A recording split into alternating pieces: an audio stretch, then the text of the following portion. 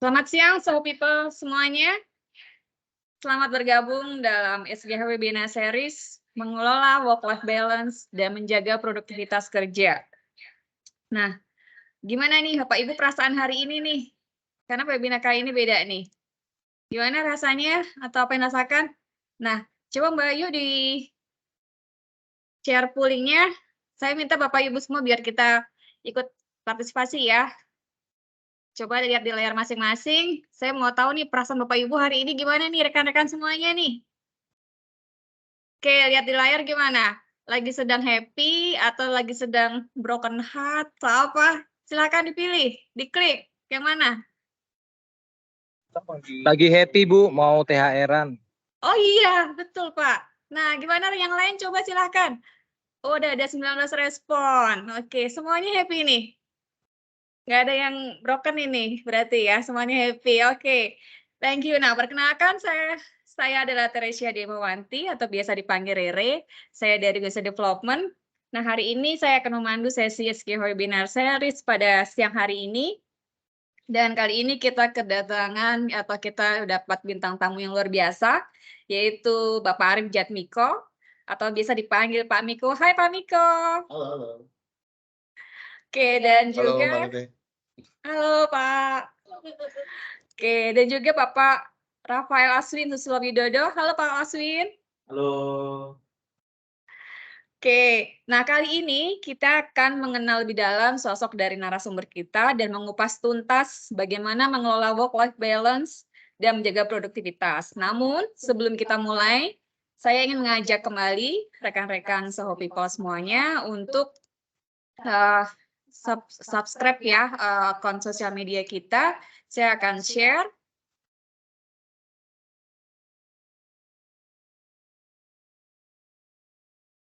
Maaf. Oke, silahkan follow sosial media kita. Silahkan juga untuk di-share ya, ada Instagramnya, ada LinkedIn-nya juga, ada kami juga ada WhatsApp account di HR kami. Jadi silahkan Bapak Ibu semuanya, bagi yang belum bergabung juga bisa info ke kami ke nomor yang tertera di layar 0812 1297 5289. Nah, untuk rekan-rekan semuanya, kalau ingin berbagi people activity maupun vakansi, boleh ya nanti disampaikan saja ke rekrutmen@Soho Global Health. Nanti kami akan bantu untuk posting di sosial media kita. Nah, oke, sekarang karena kita akan memulai sesi acara ini, kita akan berfoto dahulu ya, rekan-rekan. Silahkan dinyalakan kameranya masing-masing agar nanti kita bisa tampilkan di sosial media kita. Silahkan.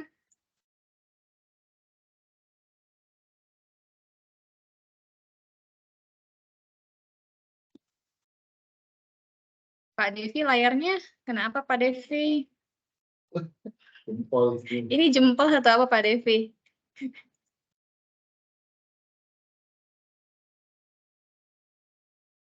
Oke, silahkan Mbak Ayu untuk memandu sesi. Wow, luar biasa, banyak sekali nih yang buka kameranya.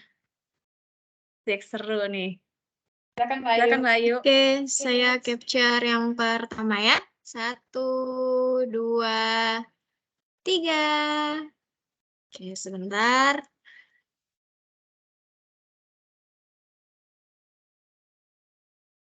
Saya capture kembali. 1, 2,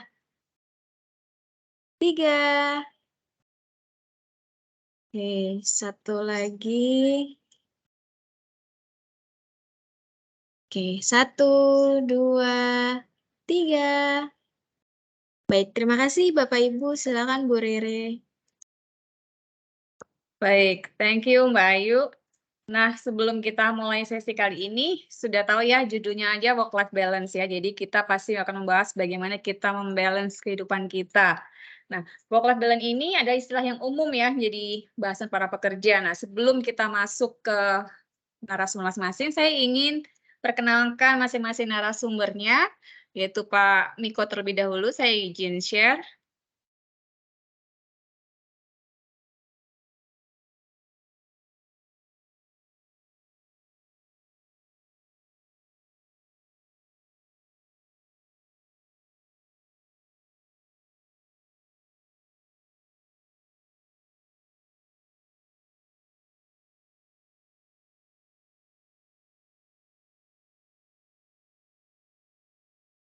Oke, nah nama bekennya adalah Bapak Miko, panjangnya adalah Pak Arif Jatmiko. Jadi sudah pasti terkenal semuanya ya. Khususnya di PPG apalagi ya. PPG Solo udah pasti sangat terkenal ya. Jadi beliau ini pendidikannya rada nggak nyambung, tadi sempat ngobrol-ngobrol gitu ya. Jadi ini ngomongin teknologi semua, Institut Sains Teknologi Nasional, kemudian SMT penerbangan gitu ya. Awalnya pengen jadi atau pengen bikin pesawat terbang ya Pak? Ya, oke. Oke, seru nih. Kemudian ada experience-nya mulai dari Kombipar, dari tadi pengen teknik ya, ngomongin sekolah teknik, jadi tukang jual obat katanya. Jadi mulai dari Kombipar, dari Metrep, kemudian Boehringer, brand eksekutif, trade marketing, district manager, kemudian ke Danone ya, sebagai Sales and China Development Manager. Nah, saat ini beliau sebagai National Key Account Manager di Padang, dan beliau ini ngomong-ngomong ya, sudah join-nya dari 7 tahun 4 bulan, join-nya dari 1 Desember 2015, luar biasa ya. Pak Miko ini responsibility-nya terhadap bisnis modern secara nasional termasuk MTI, dan juga memanage bisnis digital marketing, B2B market, enabler, marketplace, dan sebagainya ya. Dan sebelum join di Kikon, beliau juga sebagai Ethical Sales Product Group Manager, sebelumnya sebagai SPGM terkenal gitu ya. Baik, inilah Pak Miko. Kemudian apa sih? Wah, ternyata hobinya memang tadi ya sebenarnya nyambung dengan tadi pendidikannya. Apa nih Pak? Musik dan otomotif. Jadi ada video-videonya, banyak nih band-bandnya nih. Coba nanti di browsing ya. Yang paling baru adalah Otofiksi yang tadi rekan-rekan sudah lihat di awal ya. Kemudian di otomotif, ini seneng itu Pak ya, balapan. Oke, inilah Pak Miko. Pak Miko boleh say halo ke teman-teman? Halo. Halo teman-teman. Selamat siang semua. Oke, saya akan lanjut ke pembicara kita kedua.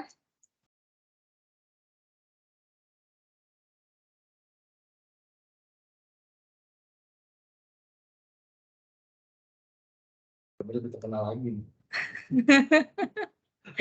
Lebih artis kata Pak Miko ya. Jadi adalah Pak Aswin, ini bisa dilihat ya panjang sekali kalau dibacakan, dan sering juga saya udah share CV beliau ini ya. Jadi pada gelarnya udah banyak, tetapi tetap masih senang belajar ya Pak Aswin ya. Terakhir tuh IPU ya Pak ya. Iya. Ya, terakhir sih insinyur profesional utama di Industrial Engineering beliau ini. Aktivitasnya juga banyak, ngajar juga di Sanata Dharma, sebagai juga di UGM juga ya Pak, dan Pelita Harapan juga pernah. Kemudian beliau ini juga aktif di Eco-Learning Camp Foundation yang kemarin mungkin Bapak Ibu atau rekan-rekan sempat join ya di workshopnya.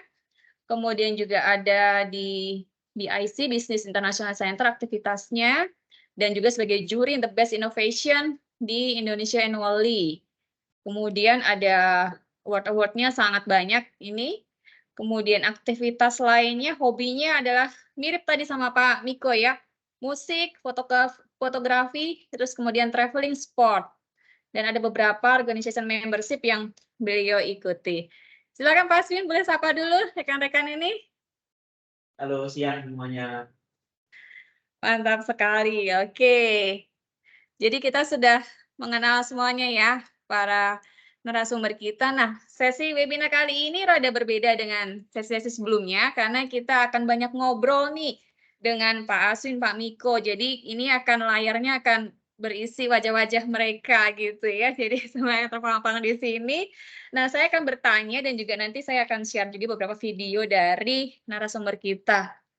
Halo Pak Aswin, Pak Miko, gimana nih? Kalau dilihat dari judulnya rasanya ngomongin work-life balance gitu ya Pak? Yang lagi happening ya. Sekarang kan, iya. Terutama di milenial kan work-life balance kan. Sekarang nyarinya seperti itu ya kondisi kerjanya. Iya.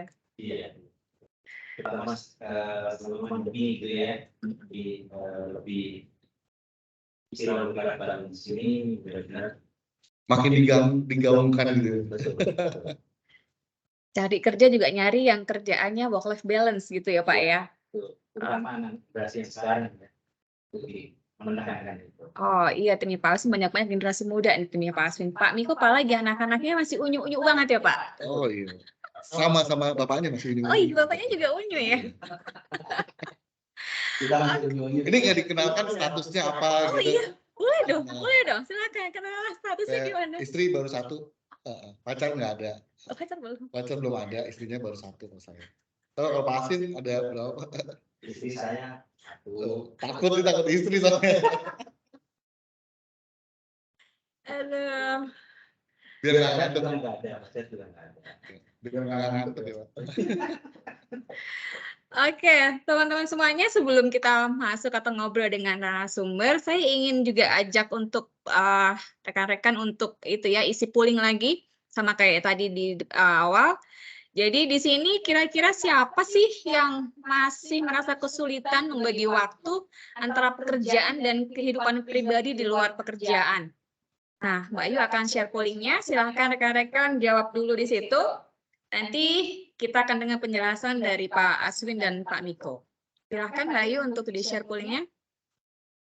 Siapa yang masih merasa kesulitan nih saat ini nih membagi antara pekerjaan dan kehidupan di luar pekerjaan?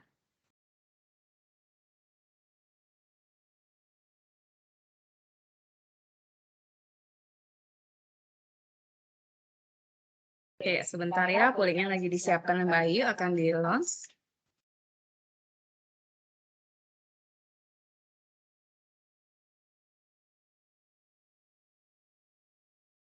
Oke, siapa yang boleh kalau yang masih kesulitan berarti ke bawah. Kalau ini sudah merasa balance boleh thumbs up. Siapa di sini? Nggak apa-apa, ini anonymous kok, jadi nggak bakal ketahuan siapa. Jadi silahkan. Oke. Wih, masih. Ih, keren ini, ternyata banyak yang oke. Tapi ada juga beberapa ya, kalau Pak Aswin dilihat di sini 29 masih merasa belum balance nih. Tapi 74% sudah merasakan mulai bisa, mungkin seperti itu. Atau malah sudah bisa nih, seperti Pak Aswin sama Pak Miko. Jadi nanti mungkin share gitu ya, banyak ya. 42 respons, oke. Sekarang pertanyaan kedua, kita lanjut. Seberapa penting work-life balance menurut Anda? Oke, tadi kan kalau dilihat di 73 mungkin dilihat penting atau enggak nih. Nah, boleh dilihat ratingnya ada 5 menurut Anda. Seberapa penting work-life balance menurut Anda? Penting nggak sih? Kalau dari 5 kira-kira berapa nih ratingnya? Silakan diklik jumlah bintangnya ya, diklik, klik, klik, klik. Nanti akan muncul. Penting banget. Penting banget berarti 5. Gitu ya. Oke. Wow, 92% itu bintang 5 ya. Kemudian bintang 4-nya 4%. Yang lainnya semuanya berarti mostly bilang ini penting ya. Kalau di rate adalah 4,9 dari 5. Oke. Ada lagi yang mau merespon lagi? Oke, nambah lagi di ratingnya 5 ya, 53 respondens. Oke, gimana Pak Aswin, Pak Miko ngelihat rating ini? Kelihatannya menurut mereka penting ya Pak. Makanya yang ikut di sini banyak Pak, 125 lebih nih. Mereka pengen juga nih. Mantap ya, oke. Saya mau tanya ini Pak Aswin, Pak Miko, saya mungkin mulai dari Pak Miko dulu. Apa sih pendapat Pak Miko ya mengenai work-life balance menurut Pak Miko? Iya, buat saya sih sangat penting ya work-life balance ini kan di tengah kesibukan kerja kita, kemudian juga tingkat stres ya dalam pekerjaan, harus ada satu aktivitas yang bisa mengimbangi tingkat stres ataupun pressure tersebut ya. Jadi dengan kita punya hobi, kemudian juga kita bisa meluangkan waktu dengan keluarga, itu kan biasanya untuk stress release ya, seperti itu. Jadi apa yang kita dapatkan di kantor, mungkin ada pressure ataupun stres, itu bisa kita imbangi. Jadi kita feedback-nya juga pun nanti akan ke pekerjaan lagi. Gitu, kita akan lebih fresh lagi ketika melakukan pekerjaan kita di kantor seperti itu. Jadi balik lagi antara pekerjaan dengan hobi ataupun aktivitas kita di luar itu memang harus balance sih seperti itu ya. Jadi intinya sih pasti akan balik ke produktivitas kita juga nanti dalam bekerja. Itu Mbak Rere kalau dari saya. Pak Miko. Nah, ini definisi work life balance menurut Pak Miko ya, set priority. Ada lagi Pak yang mau ditekankan di sini, Pak? Oh iya. Jadi kalau ini buat saya sih poin-poin yang ya kita mau mencapai work life balance yang memang kita harapkan ya untuk kita impikan seperti itu ada beberapa sih yang saya note di sini gitu. Sebagai contoh aja, mungkin di Soho ini saya waktu kerja paling lama. Di perusahaan lain saya paling lama sekitar 5 tahun. Di Soho ini tadi 7 tahun, kemudian mau ke 8 tahun dan 3 tahun ini. Dan itu di luar prediksi saya juga gitu. Karena waktu tahun pertama saya mau resign Mbak. Sebenarnya kalau kaget gitu. Ketika di distribusi itu ternyata wah happy-nya luar biasa. Sebelumnya di prinsipal ya Pak Sebelumnya di Miko ya. prinsipal, betul. Apa sih Pak bedanya Pak sebenarnya kenapa Bapak tadi bilang sempet kaget gitu ya? Oh iya. Kalau Dari- di sini itu kalau di distributor karena kita lebih banyak detailnya ya Mbak. Jadi banyak yang hal-hal yang terkait teknikal itu yang memang kita harus handle seperti itu. Beda dengan prinsipal yang memang ada feature-nya sendiri sih seperti itu. Bedanya nih kalau cuti aja nih, kalau cuti kalau di prinsipal kita bisa 2 minggu hilang Mbak. Hilang dulu tadi mungkin juga boleh. Bisa gitu ya. Tapi di mana kalau di distributor sih nggak bisa seperti itu ya. Handphone bunyi terus Betul. gitu ya. Disitulah bagaimana kita mensiasati supaya cuti kita tetap masih bisa produktif, gitu kan, tetap untuk bekerja, tetapi bagaimana kita bisa nikmati cuti kita juga. Kita juga. Tadi ini ada beberapa poinnya. Pertama, set priority. Jadi kita tetap harus prioritas kita set dulu nih apa sih yang paling pertama. Gitu. Kalau misalkan contoh yang paling pertama adalah misalkan keluarga yang pertama pasti keluarga, pekerjaan, baru hobi.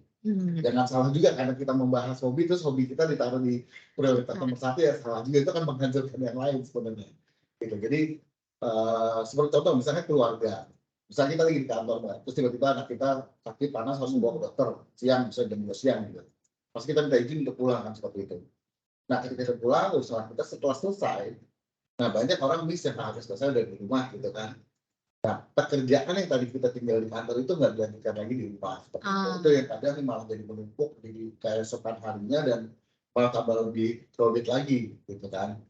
Nah, itu juga harus tanggung jawab tadi. Tanggung jawab setelah kita melakukan itu, malamnya kita buka kerjaan, kita kerjain itu supaya besok pun pekerjaan yang hari kemarin kita harus kerjaan nggak. Gitu. Terus, nah itu makanya dibutuhkan juga komitmen, konsisten juga. Jadi contoh kayak saya di band, gitu kan. Di band ini kita sudah komit.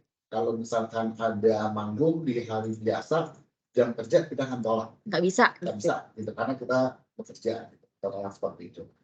Nah mungkin ada pengorbanannya adalah kita kalau latihan itu malam. Biasanya setelah jam kerja ya, mungkin Pak Asim sering ikut latihan dulu, itu sampai jam 12, jam 1 ya Pak ya? Iya. Tapi itu pengorbanan tadi Pak. Pengorbanan dan bagian dari komitmen tadi. Jadi kita di luar jam kerja kita latihan, tetapi memang misalnya meskipun kita sampai jam 1, besoknya itu kita nggak terasa capek karena kita melakukan hal yang kita senangi. Nah ini kadang nih Hobi ya Pak. Iya, karena hobi dan passion kita. Jadi ketika kita melakukan hobi dan passion kita, itu kan merilis saraf-saraf apa ya, hormon-hormon yang positif semua ya Pak Asun. Iya. Seperti itu. Jadi kalau misalkan teman-teman misalkan ada menjalankan hobi misalkan, terus besoknya ke kantor loyo nih, ya kan? Kecapean nih, kenapa wah kemarin gua misalkan hobinya yang lain lah gitu kan. Nah itu saya rasa sih kurang tepat gitu. Jangan sampai hobi itu juga membuat kita di kantor jadi nggak produktif seperti itu. Jadi tetap tadi komitmen tadi dan pengorbanan kita. Terus juga don't speak on your own goal nih istilah yang saya pakai dari mantan-mantan bos saya ini Pak. Apa itu Pak artinya? Jadi mungkin kadang Allah ketika kita bekerja di kantor ada sesuatu yang nggak sesuai dengan kita segala macam kayak gitu kan, nah kita juga jangan menjadikan itu jadi efek negatif gitu. Intinya hobi kita ini kan kita melakukan hobi dengan budget ya kan, pasti iya dong pasti keluar uang untuk melakukan hobi ya segala macam.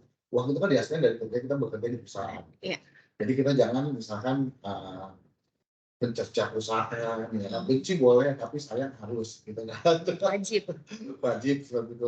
Jadi akan ada korelasinya nanti ke hobinya juga. Kita mesti sadar hobi kita ini bisa kita jalankan karena kita punya pekerjaan loh di sini. Gitu. Kemudian juga quality time sama keluarga itu maksud saya bukan hanya waktu saja ya. Maksudnya quality ini 1 jam pun itu bisa sangat berkualitas kalau misalkan kita benar-benar interaksi langsung dengan keluarga kita. kadang kita punya waktu 8 jam di rumah, tapi masing-masing main handphone, itu sering. Handphone. Ya kan, makanya terakhir itu lebih interaktif lagi, gadgetnya dikurangin, tapi banyakin interaksi dengan keluarga itu bersifat two way communication lah, gitu, nggak hanya cuma berbicara, tapi mendengarkan mereka juga. Ada aktivitas-aktivitas. Itu sih Mbak sekilas kalau dari saya. Thank you loh Pak Miko loh, secara menginspirasi sekali karena Pak Miko ini putra-putranya masih kecil-kecil gitu ya Pak, tapi bisa loh less gadget gitu ya. Mainnya main Bapak jadi semacam jadi teman mereka dong ya di sini ya. Betul. Ikut hobinya dia juga atau mereka ikut hobinya Bapak nih?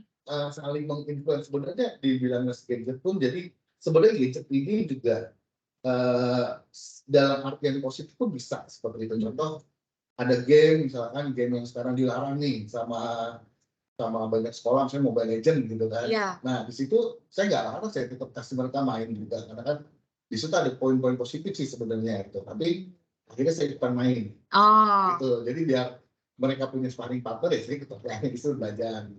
Jadi Dan di PPG pun ada klubnya loh itu. Oh iya. Iya, di PPG kita ada klub Mobile Legends juga kok. Jadi musuhannya di game ya Pak ya. Game. Tandingnya di game nih gitu. Wah, seru nih. Jadi bisa saling cerita, bisa saling membahas topik game itu, ya dia nggak pertamanya ke orang tuanya juga bisa kok. Sip. Thank you Pak Miko. Nah, jadi sudah nangkep ya ini versinya mungkin. Nah, kita akan tanya ke Pak Aswin nih. Versi work-life balance menurut Pak Aswin seperti apa gitu ya. Oke, Pak Aswin gimana Pak Aswin tanggapannya? Tadi kan versinya Pak Miko yang anaknya milenial juga nih, teman-temannya milenial juga nih. Nah, Bapak gimana nih? Apa sih arti atau maksudnya work-life balance buat Pak Aswin gimana nih Pak? Balance menurut saya sih senada dengan apa yang disampaikan Pak Miko tadi.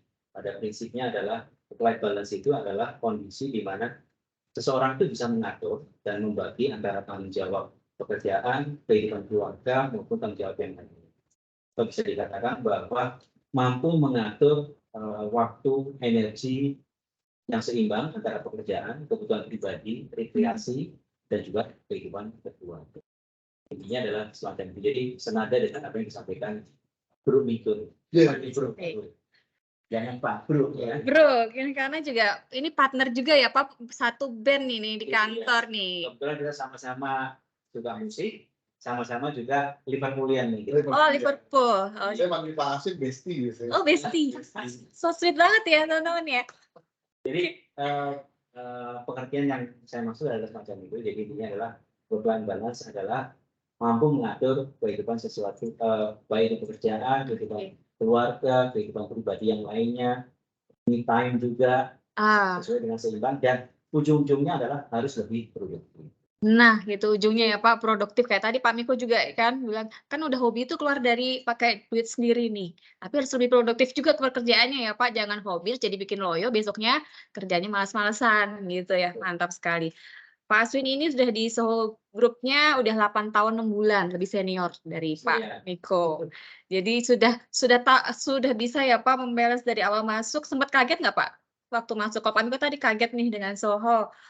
Awalnya sempat kaget ya dari situasi yang ada, tapi saya menikmati aja. Nah, menikmati, dan juga saya merasa bahwa value yang ada di Soho itu sama dengan value pribadi saya.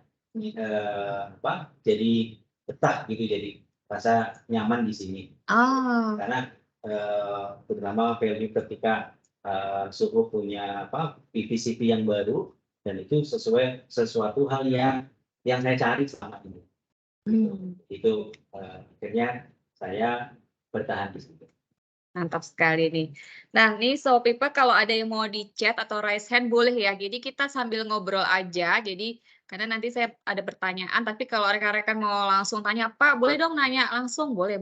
Gitu ya. Nanti langsung ini aja raise hand atau chat di situ, nanti Mbak Ayu akan memberikan waktunya untuk bisa open mic-nya ya. Oke, kita lanjut ke ini tadi kan ngomongin work-life balance ya. Terus kalau menurut Pak Aswin seberapa penting atau apa sih Pak pentingnya work-life balance nih buat Pak Aswin nih?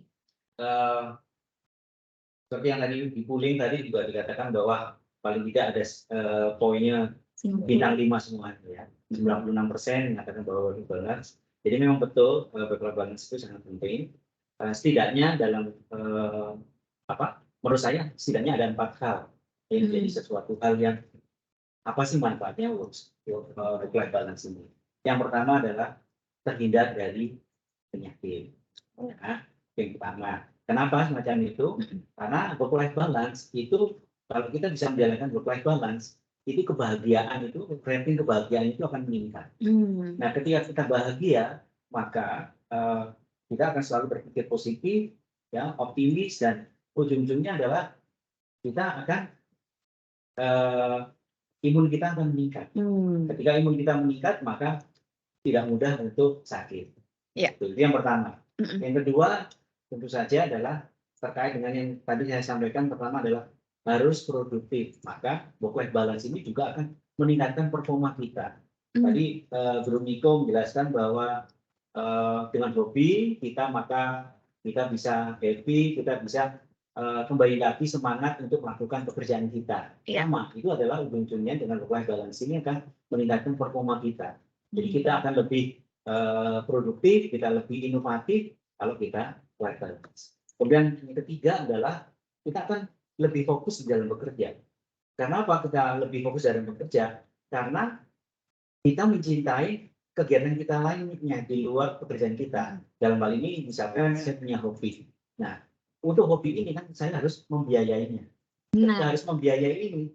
Gimana supaya kita dapat biaya bisa membiayai dengan baik? Maka kita harus bekerjanya harus dengan baik. Harus lebih fokus. Ketika kita bekerja dengan baik, kita dapat income yang lebih baik, tentu saja kita akan membiayai hobi kita. Dua-duanya ya Pak. Betul. Ya. Kemudian, dan yang tidak kalah penting adalah mengurangi jenuh dan juga stres. Jadi kalau kita misalkan dihadapkan pada pekerjaan yang kita yang sangat challenging, kemudian kita hektik gitu ya, mengalami beberapa kendala yang ada, kita juga bisa mengurangi stres tersebut. Jadi kita bisa skip dulu dari pekerjaan kita secara temporary, kemudian kita bisa fresh kembali sehingga kita bisa lebih fokus bekerja dan ujung-ujungnya performa kita akan lebih. Jadi ada break-nya ya Pak, kalau kira-kira tadi ngurangi jenuh tadi ya. Betul. Ada break, jalan work life balance, semangat lagi nih. Betul. Gitu. Kalau nggak kerja terus nanti capek, loyo, nggak produktif, nggak balance ya Pak. Betul. Jadi semakin karena pada prinsipnya manusia itu kan ada batas, ada limitnya gitu ya.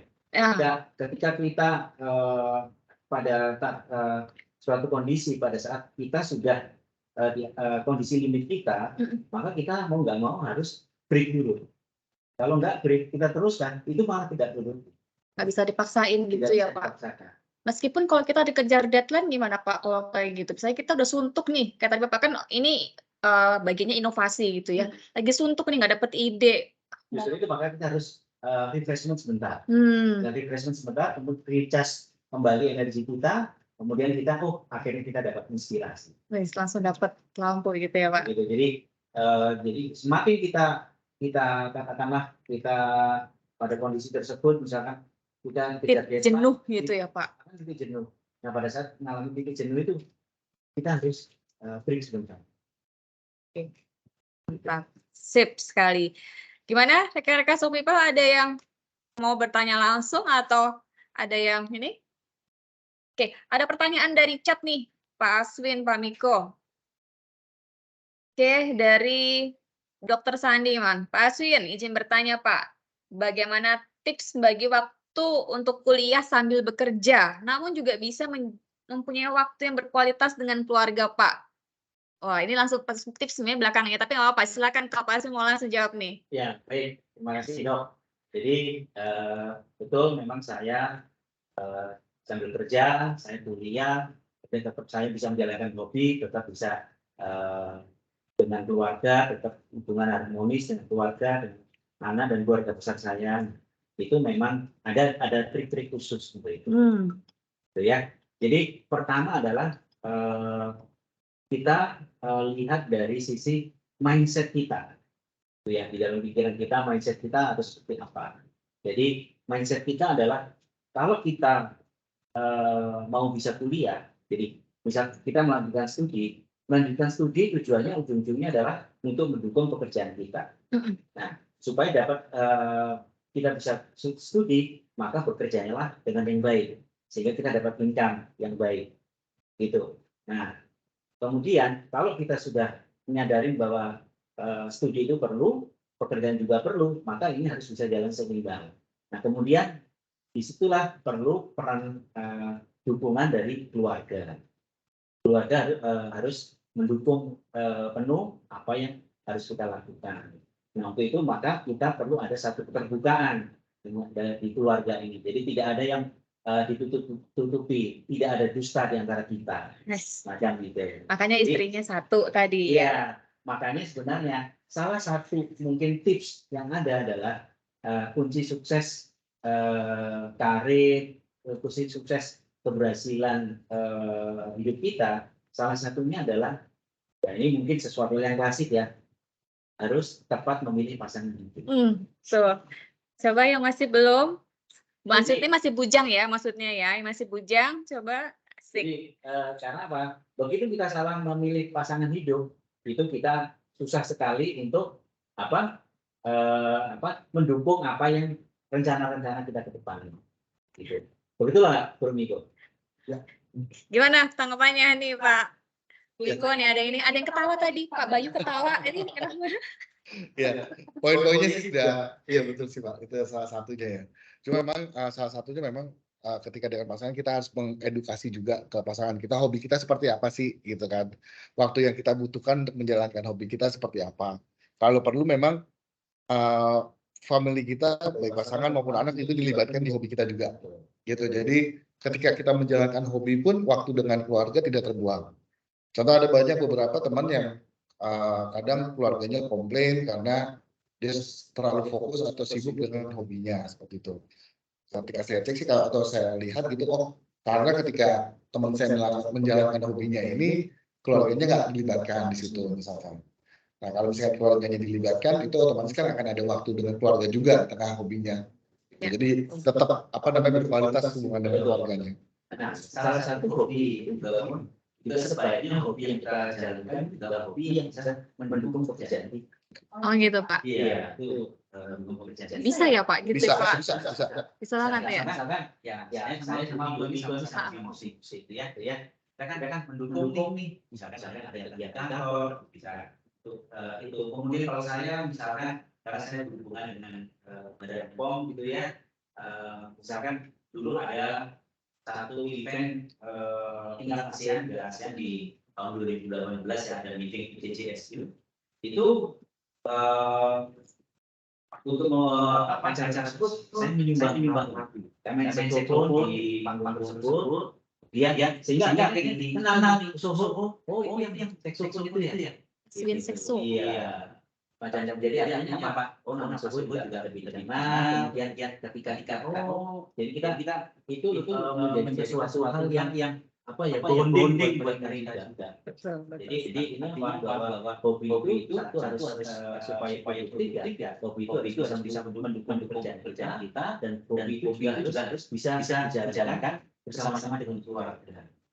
Gitu. Nah kebetulan saya itu sekeluarga memang hobi musik gitu ya. Saya main saxophone, gitar, istri saya main piano, drum, dan saya juga main alat musik, gitar, kemudian piano, jadi kita bisa bersama-sama menjalankan itu. Luar biasa deh. Sama itu pasti waktu kita di outlet Guardian ya. Oh iya. Begitu kan. Iya. Jadi kita, nah pada saat itu kan juga mungkin ada fotonya kalau misalnya. Iya, nanti saya share ya Pak ya, saya izin Jadi, share nanti. Jadi waktu itu saya presentasi. Gimana Pak? Saya diminta presentasi, sebelum presentasi itu juga Product knowledge ya Pak ya? product knowledge, kemudian sebelum presentasi product knowledge kita main musik dulu. Kemudian juga sama itu pada saat acara event di Jogja, Unihealth gitu ya. Saya disuruh presentasi di panggung. Sebelum presentasi saya main saxophone berjalan menuju ke panggung. Double job sebenarnya itu Pak. Iya, sebenarnya itu double job, tetapi buat saya itu sesuatu hal yang Hobinya hobi berjalan. dan mendukung pekerjaan. Benar-benar sekali. Luar biasa nih sharingnya nih. Mantap sekali nih. Nanti Pak Bayu ada komen di sini. Nanti Pak Bayu boleh share ya. Atau Pak Bayu mau sharing dulu nih. Bagaimana pengalamannya sharing mengenai Pak Miko nih. Karena sibuk sekali kan Pak Miko ini. Nah Pak Bayu ini ngomong-ngomong adalah atasannya Pak Miko ya. Tapi partner juga, bestie juga ya Pak. Iya. Pak Bayu Partner- boleh partner sharing in juga crime, Bu. nih. Monggo silakan Pak Bayu. Lebih tepatnya partner in crime, Bu. Jadi ya Lagi saya meeting salut kayaknya, sih, Pak Bu. Bayu. Saya tahu Pak Miko ini kan Belum keluar manajer- suaranya. Halo Bu. Ayo, Halo. dulu. Ya Pak Bayu, suaranya belum keluar. Halo. Sudah? Kasih mic Pak Miko. Oh, si Mike. Kasih drum kalau Kasih Pak Bayu drum kasih Pak drum. Bayu. Apakah sudah didengar, Bu?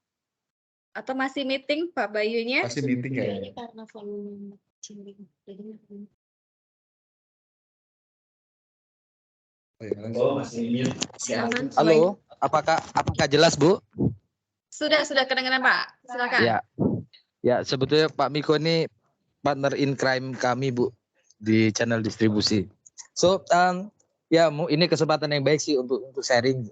Semoga bisa dicontoh juga untuk teman-teman yang lain. Jadi saya ngerti banget sih gimana Pak Miko ya menghandle bisnis modern trade nasional, di mana itu juga bukan lingkup pekerjaan, skop pekerjaan yang kecil saya pikir. Apalagi juga dengan program dari manajemen untuk kita cari source of growth bisnis baru, terutama di era digital ini. Jadi Pak Miko juga ketambahan tugas manage itu. Bahkan juga 1 tahun terakhir itu tumbuh besar sekali. Jadi ini nggak mudah tapi bisa dijalankan. Satu sisi juga dan kesibukannya di lapangan sudah pasti. Terus juga waktu setelah pulang kantor saya tahu juga ada latihan band yang juga terschedule, manage grup band juga nggak mudah. Tapi masih ada waktu Bu, kita hampir setiap malam tuh selalu telepon-teleponan.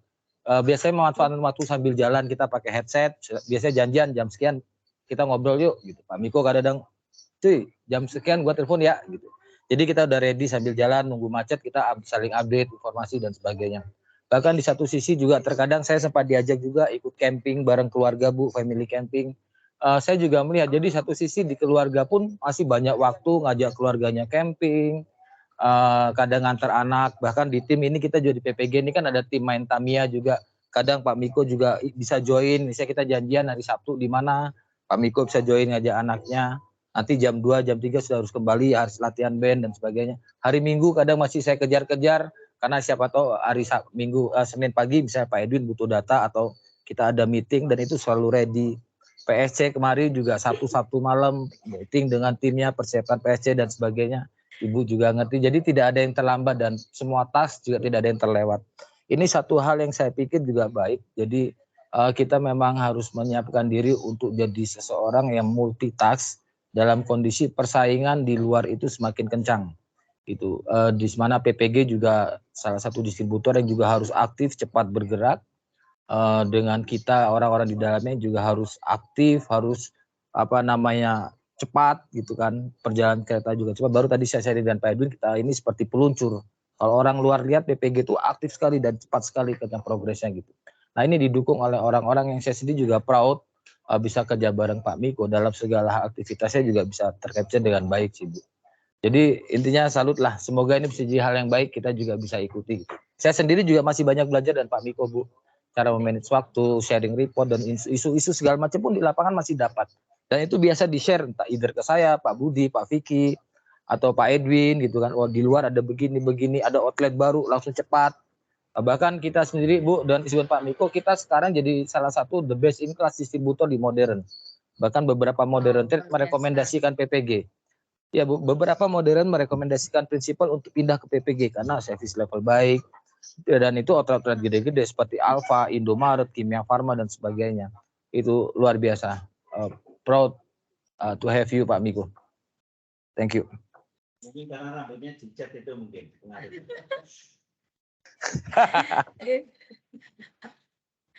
Luar biasa. Thank you Pak Bayu sharingnya, menginspirasi sekali ya. Jadi tadi rekan-rekan juga sudah mereka sendiri ya. Jadi sharingnya dari dari Pak Bayu ya. Jadi meskipun kesibukannya luar biasa, namun tetap produktif seperti itu ya. Oke, ada yang bertanya di sini siapa? Oke, Mbak Yara, ada yang mau langsung ditanyakan ke Pak Miko atau Pak Aswin? Silakan. Open mic-nya bisa langsung ya Pak Aswin ya. Tiga pertanyaan terbaik. Oh iya. Otofiksi. Nanti 3 penanya terbaik dapat kaos otofiksi. Nanti kita ada 5 gimmick dari Pak, 2 dari HR deh gitu. Oke, silakan. Banyak gimmick deh, silakan. Banyak nanya boleh nih. Silakan Mbak Yara, silakan buka mic-nya, silakan bertanya langsung. Terima kasih Bu Rere. Saya mau tanya sama Pak Aswin maupun Pak Miko. Ingat nggak kapan tepatnya punya hobi gitu? Kayak, wah ini hobi saya nih, wah saya kayaknya ini deh yang saya suka gitu, yang saya senang gitu. Terutama untuk Pak Miko kayaknya tadi lebih banyak ya hobinya.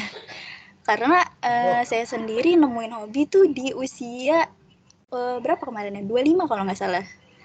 Sebelum itu tuh kayak benar-benar nggak tahu gitu, sukanya apa, senengnya apa, harus stress release kemana tuh saya nggak tahu gitu. Nah, ada nggak tips dari Pak Aswin atau Pak Miko mungkin untuk mungkin ada juga nih teman-teman yang kayak saya gitu, belum tahu apa yang disuka, apa yang bisa stress release gitu, yang bisa bikin stress release gitu. Itu aja sih, terima kasih. Thank you pertanyaannya dan memancing kita juga ya yang belum pada punya hobi nih masih gitu. Bagus ya. Silakan siapa yang mau jawab dulu? Hobinya banyak tadi ya. Ya mungkin dari saya Mbak ya. Yang hobinya banyak ya. Ya. Kalau dari saya sendiri, kalau saya sih untuk hobi musik kebetulan dari kecil, dari SMP udah ngeband seperti itu. Tapi kayak hobi-hobi yang lain seperti camping, kemudian off-road, terus balap mobil itu pas sudah sekitar usia sekitar 10 tahun yang lalu lah. Seperti itu. Jadi memang kita selalu menggali supaya nanti ketemu nih passion kita apa sih, hobi kita apa gitu kan. Kita gali dari yang terdekat dulu, kita sukanya apa. Misalkan sukanya nonton. Nah, itu juga nonton hobi loh. Ya kan? Dan positif gitu, maksudnya ketika kita jadi hobi nonton, siapa tahu punya vlog ya kan, punya channel YouTube sendiri nanti yang membahas atau mereview tentang film-film. Nah, jadi banyak sekali hal-hal yang di sekitar kita yang bisa dijadikan hobi sih seperti itu.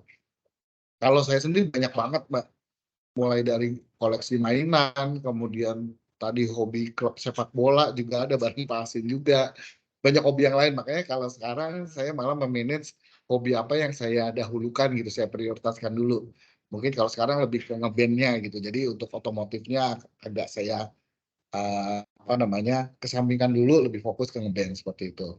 Nah memang pelan-pelan pasti kita akan dapat sih Mbak Tiara hobinya itu akan ke arah mana gitu kan. Mungkin nanti kalau Mbak Tiara cerita langsung ke saya mungkin bisa sharing, oh iya Pak saya suka apa ya kan, terus saya suka misalkan kebudayaan Jepang misalkan, atau saya suka tuh kalau melihat film-film kartun Jepang, nah itu bisa jadi hobi juga.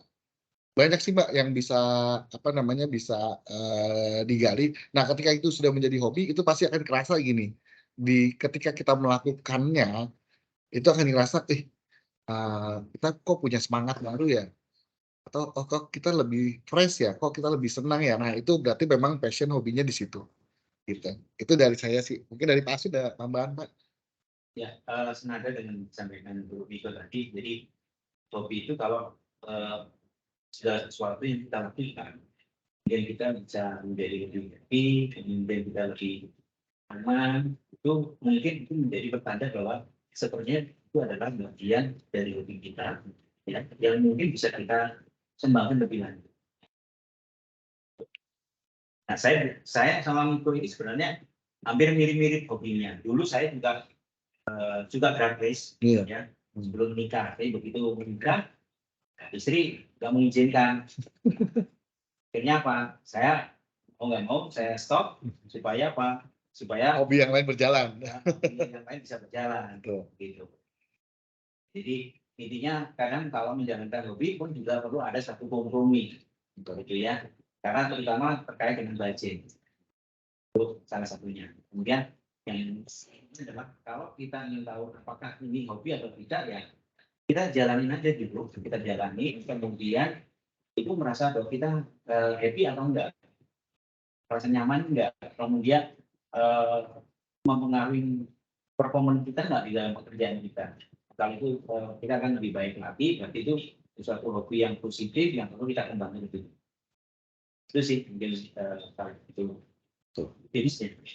Mungkin yang jangan dilakukan hobi tidur ya Pak ya. Itu bahaya. Itu dihindari jangan hobi tidur. Itu kalau jadi biasanya gini, ketika ada teman-teman saya kadang misalkan cerita gitu kan, wah ini work life balance saya ini nih nggak seimbang gitu kan. Terus kita satu-satu lah bisa kita oke, memang kerja dari jam berapa sampai jam berapa gitu. Nah ternyata teman saya ini dia nggak mau berkorban di waktu tidurnya Pak. Nah itu yang mungkin pelajaran juga buat teman-teman ya. Pasti untuk mencapai work life balance ini ada pengorbanan gitu. Terus terang kalau saya tuh di tidur tuh pasti akan berkurang ya seperti itu. Tetapi memang saya mendapatkan pengganti yang lebih dibanding dengan tidur tadi gitu. Saya lebih kayak merasa lebih fresh, lebih senang karena waktu tidur saya tadi, contohnya misalkan latihan band ya kan. Latihan band itu kan biasa Pak Aswin kita dari jam 8 ya. Iya. Jam 8 sampai jam 12 gitu. Itu kan pasti mengganggu waktu tidur kita.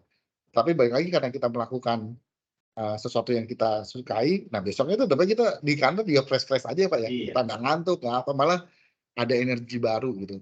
Kalau kita ngebelain, nih kalau latihannya malam, nanti waktu tidur saya kurang gitu kan, waktu saya kurang, nah itu yang agak kurang tepat sih kalau menurut saya sih. Yara, bukan umurnya ya sebenarnya, tapi kapan itu ya Pak sebenarnya. Jadi betul. ngerasainnya itu tuh. Iya, jadi nggak terbatas karena umurnya atau usianya sih Mbak Yara Betul. sebenarnya. Untuk hobi camping saya ini tuh baru sekitar pas pandemi ini Mbak. Oh, 3 tahun ini baru hobi ada camping. hobi baru sebenarnya. juga Yara Hobi yang baru. bisa muncul gitu ya. Makanya hobinya Pak Miko tadi banyak sekali ya. Saya pun juga gitu. Pas pandemi camping. Karena tentang hindari untuk Betul. Ya, tentang pandemi akhirnya kita berubah gitu. Jadilah ke arah Betul. Akhirnya bareng, gitu. betul bareng. Dan ternyata camping itu sesuatu yang baru, yang nyaman. Betul. Akhirnya keluarga malah mendukung. Iya. Itu malah jadi dengan tim saya itu sering kita camping bareng juga. Jadi untuk bonding dengan tim Kiekon sendiri itu kita setahun tuh pasti 1 atau 2 kali. Kita adakan camping bareng bawa keluarga, ya makannya ya makan saya dengan tim yang lain ya makannya sama itu juga gitu. Terus saling membantu juga. Pak Bayu juga ikut, bahkan kita kadang undang dari tim prinsipal, kita undang juga gitu kan, tetap ikut gitu. Terus dari divisi lain, contoh kemarin ada Pak Budi dari tim sales itu ikut juga dengan keluarga. Jadi benar-benar perusahaan ini jadi rumah kedua lah gitu. Benar-benar rumah yang ketika kita sampai di sini ya kita ngeliat ya kayak yang divisi lain pun jadi kayak saudara aja gitu. Oke, Yara ada yang mau ditambahkan? Nggak ada Mbak Rere. Berarti kita bisa temuin hobi itu sebenarnya dari hal-hal di dekat kita ya. Bisa mencoba hal-hal baru di dekat kita aja gitu ya. Terima kasih Pak Miko dan Pak Aswin. Ya betul, itu bagus. Jangan ragu mencoba hal baru. Iya, karena kita nggak bakal tahu ternyata hal baru itu yang membuat kita, oh ternyata ini loh passion saya di sini, oh hobi saya di sini ternyata gitu. Tetap tetap terbuka dengan informasi, dengan wawasan kita yang terbuka dan selalu mencoba hal-hal baru. Itu seru sih. Mantap sekali. Nah, sebelum kita masuk pembahasan berikutnya ya, jadi ini banyak-banyak hobi boleh nih, gitu ya. Oke, nanti ya tahan dulu ya Mbak Anissa, sebelum ke sana nanti saya ada pertanyaan berikutnya nanti ke Mbak Anissa. Nah, saya ada pertanyaan lanjutan terkait dengan Pak Aswin sama Pak Miko juga ya. Mungkin sudah dijelaskan satu persatu tadi, tapi ini mungkin yang lebih clear-nya gitu ya, bagaimana Bapak-bapak ini bisa work-life balance selama ini, Jadi cara mengelolanya gimana sih gitu kan? Tadi banyak yang nanya caranya gimana bagi waktu gitu ya. Dan manfaatnya apa gitu kan? Manfaatnya apa nih? Nanti jawab ya Pak ya, nanti satu itu. Tapi kita akan putarkan nih so people rekaman journey-nya work life balance dari Pak Aswin dan Pak Miko. Nah, sebelum saya putarkan, saya akan ada multiple choice gitu ya, polling. Boleh silakan rekan-rekan lihat di layarnya. Menurut kalian, menurut Anda semuanya, work life balance harus memperhatikan aspek apa saja nih? Nah, aspek apa saja yang harus kita perhatikan nih untuk work balance? Ada 3 ya, jadi waktu bekerja, work time, waktu untuk bersosialisasi, social time, atau waktu untuk diri sendiri. Nah, ini bisa pilih 3, 1, 2, boleh nih. Menurut Anda ini apa? Nanti akan kelihatan ratingnya nih. Siapa yang paling banyak memilih. Silahkan mulai dipilih. Pak Asin, Pak Miko kalau mau jawab boleh juga loh. Tiga-tiganya juga boleh nih. Satu juga boleh menurut saya. Me time paling baik nih gitu misalnya. Nah, tadi kan ada me time, ada waktu bersosialisasi ya. Kalau saya me time-nya ini include sama hobi dan keluarga sih, saya masukin di situ. Jadi me time di sini bukan diartikan sendiri itu nggak seperti itu sih kalau buat saya. Mungkin sama dengan Pak Asin ya.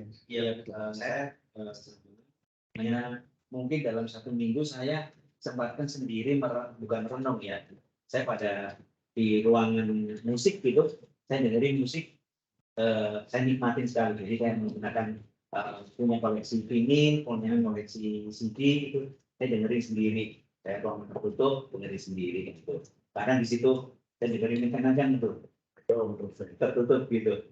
Itu salah satu me time saya gitu ya. Tapi itu hanya ya nggak sampai 1 jam mas, 1 jam gitu. Betul. Itu lebih ke stress relief ya Pak ya? Iya. Nah, oke. Kalau dilihat dari responsnya ya, di sini yang paling banyak itu yang harus diperhatikan mengenai me time-nya. Yang kedua waktu bekerjanya, jadi harus balance juga. Dan baru sosialisasinya malah yang terakhir nih, 29% nih. Kalau dilihat dari polling ini Bapak-Bapak nih. Nah, nanti kita lihat ya journey-nya Pak Aswin dan Pak Miko. Nah, saya izin putarkan dulu untuk Pak Miko ya. Silahkan rekan-rekan boleh menikmati journey-nya Pak Miko.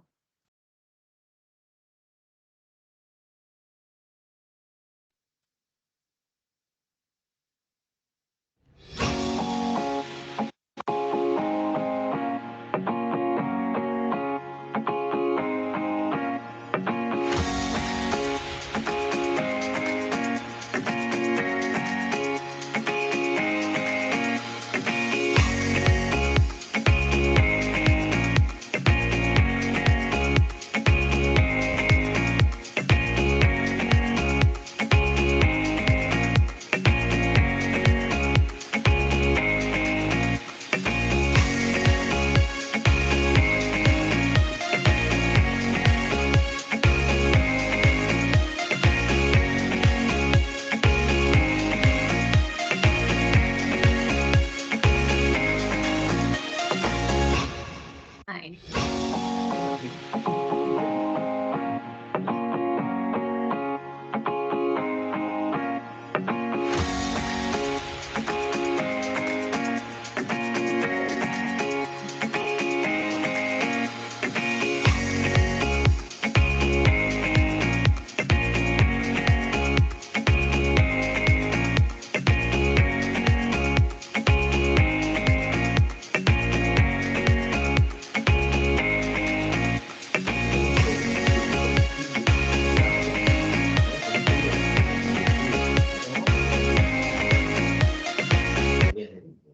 Wow, luar biasa ya. Kita berikan applause dong. Gimana? Ada yang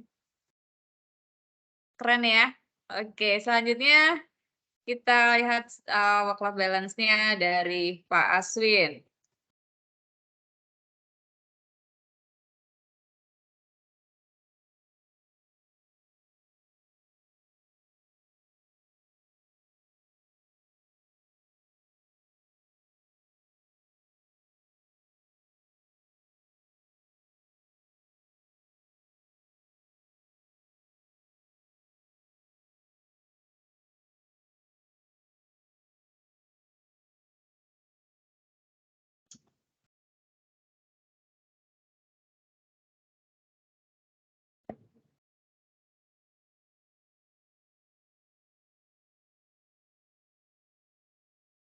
Sebentar izin share ulang, suaranya belum keluar ya.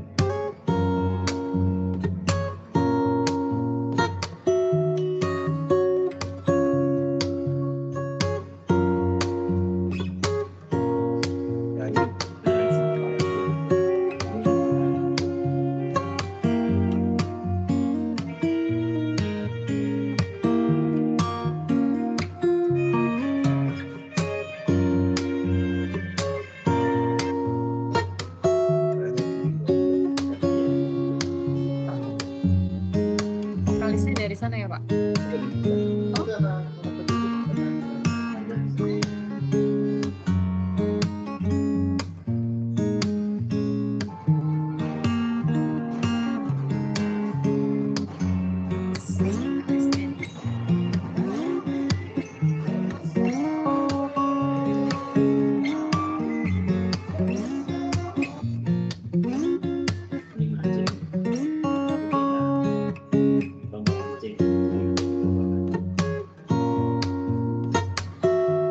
Ini hobi-hobi baru ya, Pak?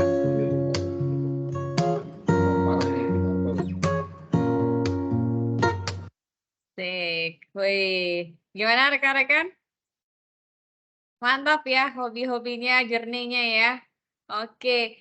Nah, ini sebelum jawab banyak yang bertanya nih Pak, banyak yang angkat tangan juga nih. Boleh kita langsung tanggapi aja ya, Bapak-bapak ya. Silahkan tadi Pak Ferdi ya? Atau tadi Mbak Anissa jadi mau tanya Pak Ferdi dulu, boleh monggo silakan Pak Ferdi. Iya, thank you presentasinya Pak Aswin dan Pak Miko.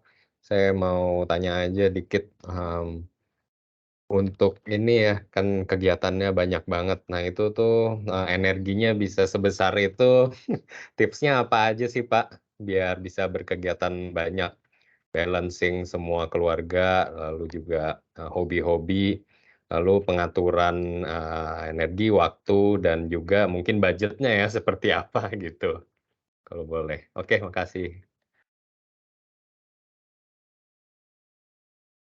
Oke, silahkan. Pak Aswin untuk Pak Miko dulu, silahkan jawab pertanyaan Pak Ferdi. Bisa apa semangatnya atau tenaganya luar biasa terus gitu Pak. Kenapa Pak? Oke, mungkin coba saya ini sekalian di slide saya yang oke, jadi terima kasih pertanyaannya, menarik sekali. Jadi apa yang saya lakukan di dalam mengelola working balance ini. Pertama adalah dalam diri saya punya alur mindset ya terkait working balance ini. Yang pertama adalah prioritas utama dalam hidup kita adalah untuk keluarga dan juga untuk Tuhan, memuliakan Tuhan karena kita sebagai umat beragama. Nah, untuk itu karena kita punya prioritas utama adalah untuk keluarga dan Tuhan, maka kita harus bekerja dengan baik. Bekerja baik untuk menghidupin keluarga dan juga untuk memuliakan nama Tuhan.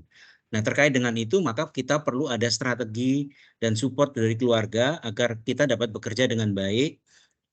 Dan tentu saja seperti yang tadi saya sampaikan sebelumnya, kita harus open mind, kita harus terbuka terhadap keluarga, apa aja yang kita lakukan harus kita sampaikan keluarga supaya tidak ada istilahnya tidak ada dusta di antara kita gitu ya.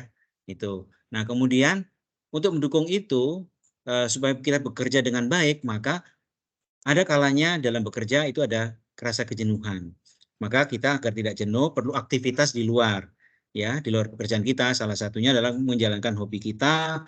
Kemudian kalau saya sendiri juga saya karena sesuai juga dengan pekerjaan kita harus selalu belajar terus belajar, maka saya juga menyempatkan diri untuk studi, untuk belajar, dan juga yang tidak kalah penting adalah saya harus aktif di berbagai kegiatan sosial dan juga berbagai aktivitas profesional saya. Makanya saya beberapa kali diundang jadi pembicara webinar, menjadi dosen tamu, dan saya juga mengajar di sela-sela kesibukan saya. Dan itu saya lakukan tentu saja di luar pekerjaan kita, jadi bisa kita lakukan di weekend. Nah, dan semuanya itu, hobi-hobi itu sebisa mungkin harus bisa didukung oleh keluarga dan juga kita bisa jalankan bersama-sama dengan keluarga. Sehingga kalau itu bisa kita lakukan, maka work-life balance itu akan kita kelola dengan baik. Gitu. Nah, indikatornya apa? Work-life balance itu bisa terjalin dengan baik. Ya, pertama, terpenuhinya urusan pekerjaan kita, ya keluarga, pribadi. Dalam hal ini terpenuhi itu bukan hanya masalah waktu, tenaga, dan juga uang juga cukup untuk membiayai hobi-hobi kita ini ya. Kemudian kita memiliki aktivitas lain selain bekerja, kemudian tidur kita juga cukup ya. Jangan sampai kita punya kegiatan banyak, kita nggak tidur, itu salah. Tetap kita harus bisa tidur, mungkin waktunya tidak terlalu banyak, misalkan kalau normalnya orang 8 jam, mungkin kita hanya 6 jam atau 5 jam, tetapi dengan kualitas tidur kita akan jauh lebih baik. Begitu. Dan juga kita harus mempunyai hubungan personal yang baik. Yang baik bukan hanya di keluarga, tetapi juga dengan tim kita. Di kantor pun juga harus baik. Nah, salah satunya tadi adalah seperti yang dilakukan juga oleh Bro Miko nih, kita harus melibatkan keluarga mereka. Gitu ya, makanya yang dalamkan hobi-hobi ini, kita bisa camping bareng, atau setidaknya kita mengenal karakteristik atau mengenal pribadi dan keluarga tim kita. Sehingga kita akan tahu nih, oh si A dia punya keluarga ini, kehidupannya seperti apa, si B semacam ini, kita bisa melakukan adjustment terhadap mereka, melakukan kegiatan kita atau memberikan tanggung jawab kapan kita harus lakukan macam itu. Misalkan di tempat saya, majority tim saya itu adalah perempuan. Dan saya tahu bahwa karena saya juga punya keluarga, bagaimana tanggung jawab seorang perempuan. Ya, seorang perempuan, seorang profesional, tapi juga menjadi ibu rumah tangga. Sehingga dia punya tanggung jawab lebih. Sehingga saya pun juga harus memahami apa peran mereka di keluarga harus seperti apa. Jadi saya dengan itu kita pun juga akan tahu kapan saya harus minta tolong dia, harus melakukan target-target, itu pun juga akan menyesuaikan dengan kondisi mereka juga. Jadi harus memahami tim kita gitu. Salah satunya adalah agar pekerjaan kita di kantor pun juga berjalan dengan baik gitu.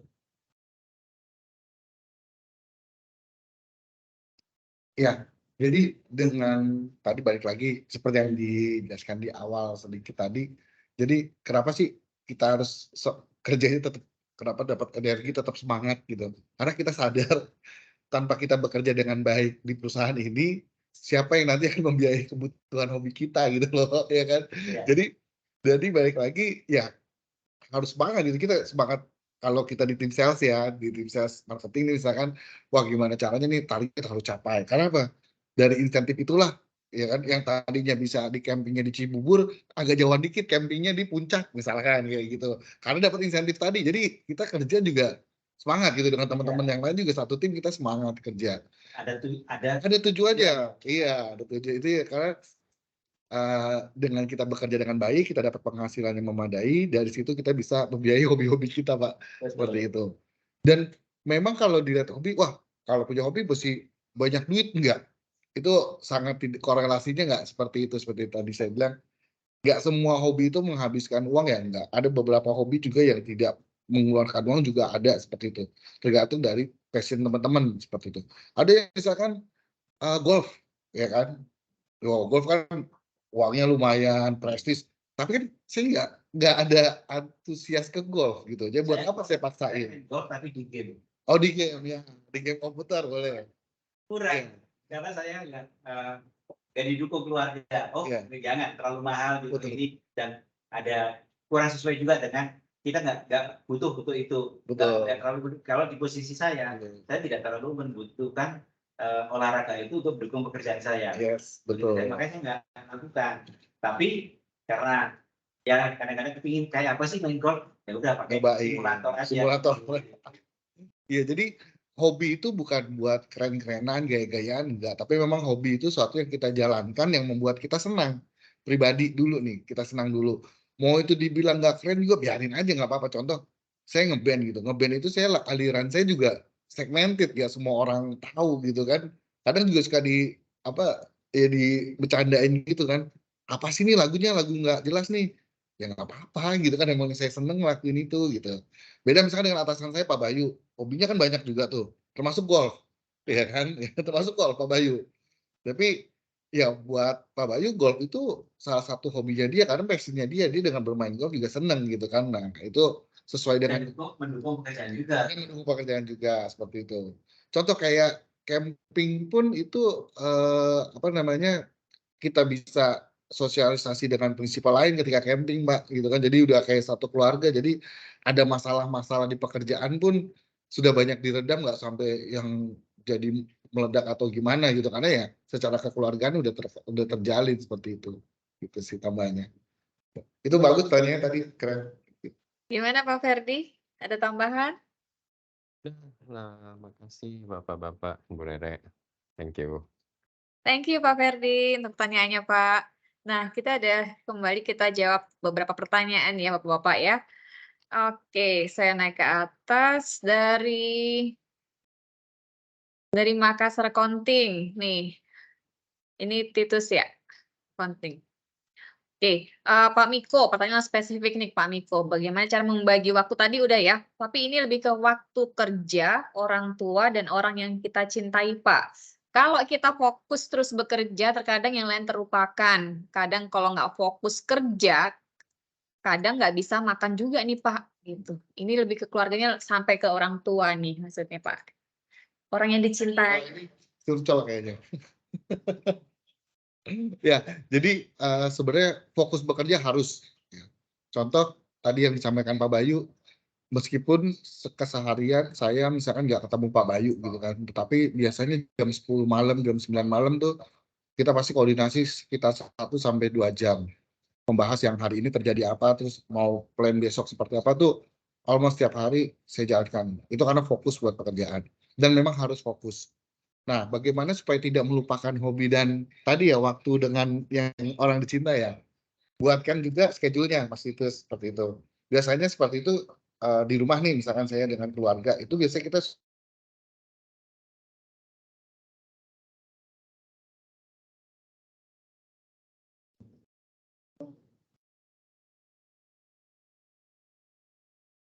Sebentar ya, kelihatannya Pak Miko ada jaringan, jadi keluar, boleh join lagi Pak Miko sebentar ya. Oke, silakan Pak Miko, dilanjutkan. ya sudah. Sudah. Oke, baik. Jadi kalau saya di rumah itu biasanya kita schedulekan, misalkan kita cari waktu-waktu long weekend seperti itu. Nah dari situ kita harus siapkan nanti plan kita mau kemana nih long weekend itu, ya kan? Mau camping kah atau mau ada acara aktivitas yang lain dengan keluarga seperti itu. Jadi Mas Titus buatkan saja mesti kesepakatan dengan pasangannya, ya kan? Kapan nih, ya kan? Misalkan gitu. Saya fokus nih karena ini ada closing, contoh nih closing. Closing itu ketika saya bergabung di Arit Padang Global ini, Pak, saya baru sadar kalau closing itu kan sampai pagi ya Pak ya, kalau di sini. Jadi semua acara, sampai acara keluarga pun itu pasti nggak akan bisa saya ikutin. Dan itu kita sampaikan ke pasangan kita, ke keluarga kita. Mohon pengertiannya, kalau sudah tanggal closing, mau closingnya hari Sabtu pun, saya nggak bisa datang acara. Gitu. Sampai kayak misalkan acara tahun baruan gitu kan, ya berarti saya mesti nyusul. Yang lain udah jalan duluan bisa ke puncak atau ke Bandung atau kemana, ya nanti saya nunggu closing baru saya akan nyusul seperti itu. Jadi tetap fokusnya harus fokus ya Mas Titus, tapi diplankan lebih ke plan, disepakati bersama dengan pasangannya, diagendakan, ya kan. Kemudian kapan agenda itu akan dijalankan seperti itu. Itu dari saya Mas Titus, semoga bisa menjawab ya. Kalau misalnya belum menjawab nanti WA aja.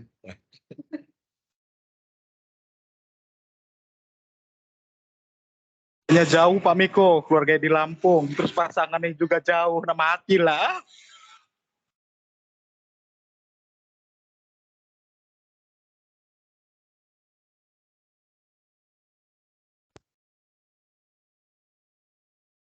Mbak Anissa ada yang mau ditanyakan langsung?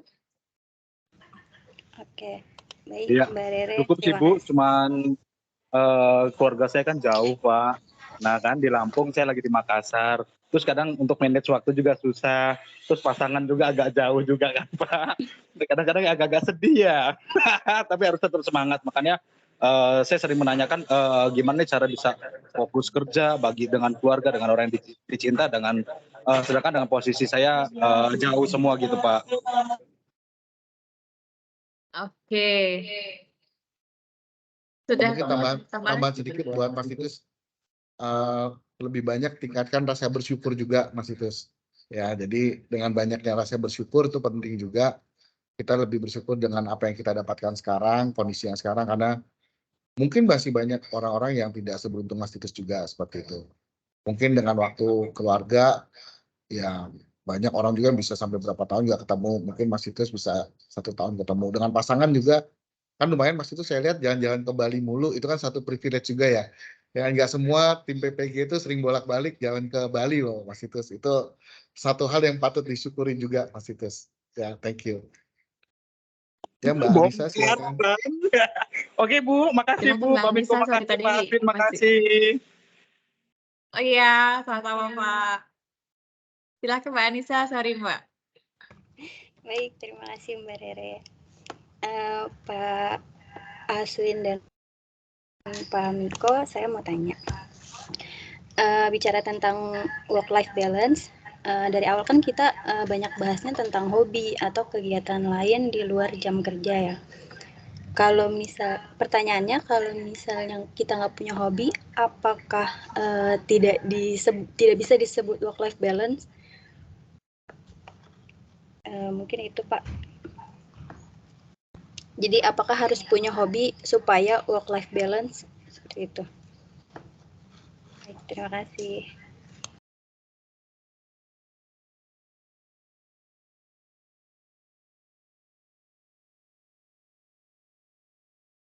Intinya adalah kita fokus pada pekerjaan Maaf, kita, Pak Asin masih kita punya kecil. kegiatan yang lain, dan kegiatan yang lain itu tidak harus hobi, gitu ya. Tapi kegiatan yang lain ini bisa membuat kita happy dan performa kita lebih baik lagi. Ini sih gitu.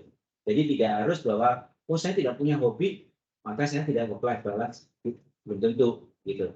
Tapi memang idealnya gitu ya, idealnya orang itu punya hobi, gitu karena paling tidak dia akan mengeksplor kemampuan yang lain selain di pekerjaannya, gitu. Nah mungkin saat ini belum ketemu ya sama Mbak Anissa, belum ketemu hobinya apa, masih mencari-cari misalkan. Boleh dicoba sesuatu yang baru dan sesuatu yang baru ternyata itu membuat lebih baik, lebih nyaman, lebih happy. Nah itu mungkin menjadi sesuatu yang bisa ditekuni lebih baik lagi. Mungkin begitu, ya. Thank you Pak Aswin. Ada tambahan Pak Miko? Kalau nggak punya hobi gimana Pak? Apakah bisa dikatakan work-life balance? Ya, sebenarnya nggak punya hobi pun work-life balance itu kan juga kan tadi perbandingannya nggak hanya ke hobi tapi juga waktu untuk keluarga, waktu untuk me time-nya ya kan, apakah itu sudah bisa tercapai atau belum seperti itu. Nah, bagaimana caranya? Pertama memang kita harus fokus kerja dulu, ya kan? Fokus kerja dari situ kita bisa memanage waktunya. Kita pisahkan mana waktu yang benar-benar efektif untuk bekerja, kemudian juga nanti untuk family time, untuk me time-nya tanpa ada hobi juga nggak masalah. Misalkan ada beberapa teman juga yang nggak ada hobi, dia hobinya itu adalah kumpul sama keluarga. Ada yang seperti itu juga. Karena apa? Mungkin ketika dia kumpul dengan keluarga, itu ada zona nyamannya dia di situ yang membuat mereka juga jadi lebih rileks di situ, kemudian juga beban pikiran juga jadi bisa mengurangi beban pikirannya, kemudian bisa nanti melanjutkan pekerjaannya dengan lebih efektif lagi. Itu sih dari saya. Baik, thank you Pak Miko. Dari Mbak Anissa ada yang mau ditambahkan? Atau sudah clear? Nggak harus punya hobi Mbak. Nempeng hobi temennya juga boleh ikut-ikut dulu tadi ya. kumpul. Iya, sudah terjawab Mbak Rere. Cuma ya karena kebanyakan orang juga salah paham ya tentang work life balance, kayak merasa harus kerja terus punya waktu di rumah dan punya hobi gitu. Biasanya kayak gitu kan. Dan tadi juga lebih banyak membahas ke hobi gitu, khawatir menjadi salah paham di situ lagi gitu. Karena yang saya tahu yaitu work life balance itu gimana kita merasa balance dengan waktu dan kegiatan yang kita punya, itu baru dinamakan work life balance. Jadi nggak perlu punya hobi. Mungkin gitu sih Mbak Rere. Dan terima kasih Pak Asin dan Pak Miko. Ya, setuju Mbak Anissa. Benar banget, setuju. Oke, thank you Mbak Anissa. Oke, kita lanjut ke pertanyaan berikutnya dari Rasa tadi udah. Ini dari Banjarmasin EDP dari Mbak Erni ya, kalau nggak salah ya. Izin bertanya, gimana sih cara Pak Miko dan Pak Aswin tetap ramah dan bijaksana? Tetap smile kali ya, maksudnya juga ya Pak? Iya. Di tengah tingkat stres kerja, kan tahu sendiri ya, maksudnya nggak di PPK, nggak di RND gitu, SNO ya, stres kerja dan memiliki pikiran yang cemerlang, banyak ide tadi Pak. Gimana caranya Pak, gitu kan? Udah aktivitasnya banyak, tetap ramah, smile semua orang. Siapa sih ketemu Pak Miko pernah diomel-omel? Nggak ada ya Pak? Pasti semuanya senyum. Videonya tadi senyum. Silahkan Bapak-Bapak mau menanggapi. Ya, mungkin salah satu tips yang dari saya, supaya kita selalu tetap ramah, kemudian selalu happy dalam situasi kita tetap tenang, gitu ya, ketika kita menghadapi permasalahan ini. Dan yang pertama adalah kita harus menyadari bahwa dalam hidup ini tidak ada sesuatu yang ideal. Harus kita tanamkan di dalam diri kita sendiri. Dan karena tidak ideal, maka ada sesuatu hal yang pasti di luar ekspektasi kita. Itu kita harus sadari pertama kali adalah itu. Nah, terkait dengan itu, maka ada baiknya kita jangan terlalu perfeksionis. Kalau yang namanya terlalu, artinya bukan perfeksionis itu nggak boleh, tetapi jangan terlalu perfeksionis. Kalau terlalu perfeksionis malah justru membuat kita terbelenggu sendiri, begitu. Jadi pusing sendiri, gitu. Jadi dan itu pun juga akan mengurangi potensi kita untuk bisa work life balance, gitu. Jadi baper sendiri ya. Jadi baper sendiri, jadi sendiri gitu ya. Jadi dibawa padahal sebenarnya si A ngomongnya apa, tapi kita merasa wah ini nggak benar, ini nggak sesuai dengan harapan kita, dan kita orangnya perfeksionis, akhirnya jadi membuat kita jadi menjadi masalah buat kita.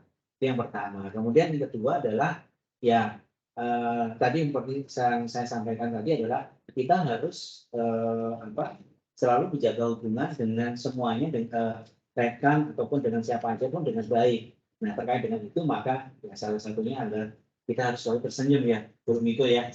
Walaupun dalam kondisi pahit pun, gitu ya, dalam kondisi kita susah pun, kita coba harus tetap bisa tersenyum. Ya, gimana pun kondisi ketika kita dalam kondisi sulit pun, kita pun juga harus mensyukuri itu. Jadi makanya tadi adalah salah satunya kita harus selalu bersyukur dalam kondisi apapun. Ketika kita bisa bersyukur, maka kita pun juga bisa tersenyum dalam situasi apapun. Dan satu hal lagi, kita jangan selalu melihat ke atas. Ya, kan ada kalanya nih kita membanding-bandingkan nih. Padahal ada lagunya kan, itu dibanding-bandingin. Ya kan? Tapi kita melihat ke atas. Wah, orang semacam itu, dia semacam ini, kok saya posisinya sekarang cuma masih segini. Nah, itu membuat kita justru stres sendiri. Begitu. Kita harus selalu bersyukur dalam kondisi apapun. Nah, kalau itu bisa kita lakukan, ya tentu saja kita akan ya selalu bisa tersenyum gitu ya, Bu Miko ya. Itu mungkin salah satu tipsnya ya Pak. Pak Miko mau nambah senyum? Oh, bukan ya. Mungkin nambahin sedikit dari Pak Asin. Betul sih Pak tadi, yang poin-poinnya udah lengkap ditambahkan Pak Asin. Jadi tetap teman-teman lakukan yang terbaik ketika dalam pekerjaan. Karena apapun penilaiannya itu ya kita tetap jalankan. Kalau memang kita salah ya kita akui salah gitu kan. Nggak perlu malu kita mau salah. Kemudian kita lakukan yang terbaik.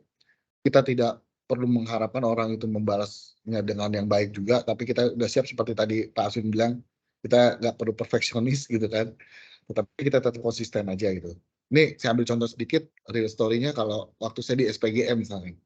Di SPGM itu kita berhubungan dengan prinsipal yang berbagai macam wataknya ya kan. Itu sampai satu titik pernah ada satu prinsipal yang sangat komplain keras ke saya itu sampai jatuhnya itu hinaan lah malah seperti itu. Tapi tetap saya nggak bales, nggak apa, tetap saya tunjukkan ya performance dari PPG aja gitu kan, kita tunjukkan yang terbaik ke mereka. Ketika mereka berbuat salah pun kita nggak balas dendam, kita serang segala macam, nggak juga gitu. Jadi kita buktiin ke mereka kalau kita harus kerja secara profesional gitu. Dan akhirnya ya mereka sadar sendiri dan apa ya, apa yang kita jalankan kita tetap akan berbalik ke kita juga kok gitu. Jadi dengan kesabaran kita pun gitu kan kita bisa membuktikan kepada orang-orang kalau misalkan yang mereka cap ke kita itu nggak tepat seperti itu. Gitu sih dari saya. Baik, thank you tambahannya dari Pak Miko. Nah, gimana? Sudah semakin bersyukur? Tadi tujuannya bersyukur juga ya Pak? Iya, itu. Sudah bebas juga. Ini adalah Oke, Pak, kita lanjut ke pertanyaan berikutnya dari Lampung Supervisor OTC ini Pak Herman mungkin ya ini ya. Oke, Pak, tidak semua hobi kita diterima dan didukung oleh keluarga karena banyak pertimbangan, gitu ya. Bagaimana triknya supaya hobi kita bisa didukung keluarga? Tadi Pak Miko udah kasih tipsnya gitu ya, Pak Aswin mau nambahin tipsnya nanti mungkin Pak Miko udah tambah lagi? Biar hobinya didukung Pak, apa Pak? ya, pertama adalah kita harus komunikasikan dengan baik. Jadi segitu harus ada keterbukaan.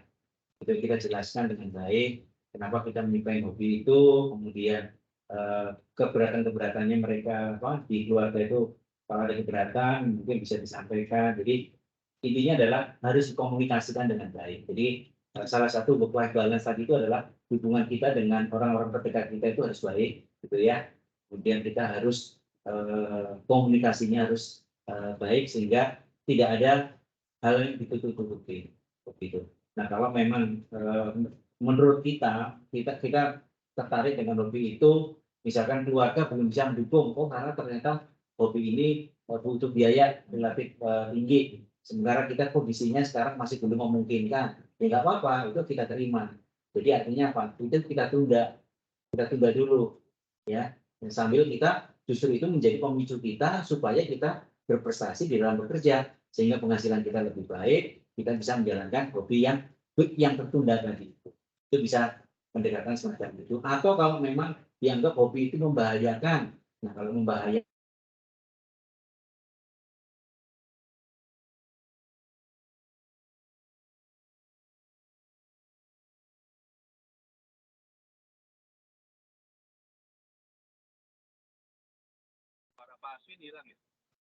itu sesuatu yang menantang gitu ya, menantang adrenalin gitu. Tetapi bagi keluarga, apalagi kalau misalkan kita punya anak gitu ya, masih kecil-kecil, itu menjadi pemikiran kalau misalkan jatuh gimana.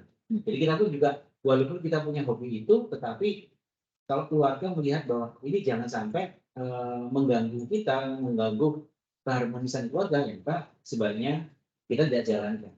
Jadi harus sesuatu hal yang menurut kita reasonable nggak menurut kita. Itu mungkin salah satu tipsnya adalah seperti itu. Thank you Pak Aswin. Pak Herman ada yang mau disampaikan lagi?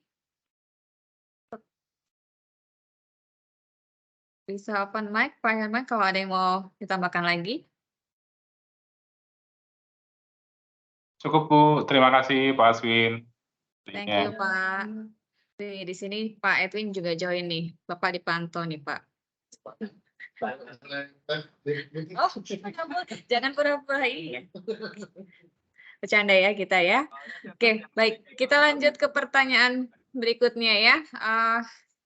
Ini berbalas pantun ya. Silakan dibaca Bapak pantunnya. Oke, kita ke Mbak Mahda. Pertanyaan berikutnya dari Pak Miko, Pak Aswin, pernah nggak ketemu teman yang hobinya nggak frekuensi, tapi kita nggak suka sama orang, bukan karena, tapi kita nggak suka sama orangnya. Nah, saat kita ketemu teman yang kita senang, tapi hobinya beda sama kita, gimana cara mengatasinya, Pak? Gitu. Hobi yang nggak sefrekuensi, kalau ketemu teman, hobinya nggak sefrekuensi nih, Pak. Caranya gimana, Pak? Kalau saya lebih mementingkan sefrekuensinya dulu dibanding sehobinya. Ya banyak perpecahan ketika kita melakukan hobi juga banyak kok. Misalnya hobinya sama nih, ternyata tidak sefrekuensi, terus nggak cocok lah main sama kita ya akhirnya malah jadi chaos gitu, jadi nggak happy juga kalau misalnya kita menjalankan hobi sama yang nggak sefrekuensi. Pengalaman saya sih seperti itu. Jadi mendingan cari yang sefrekuensi dulu. Nah, misalkan hobinya beda nih, ya kan? Nah, kita coba tawarkan ke dia, ya kan, hobi kita tuh seperti apa, kita jelaskan. Sama kayak ke family tadi, ya kan. Wah, kita ceritain nih asiknya gini loh kalau di hobi saya, gini, ini coba deh ikut sekali-sekali yuk, gitu.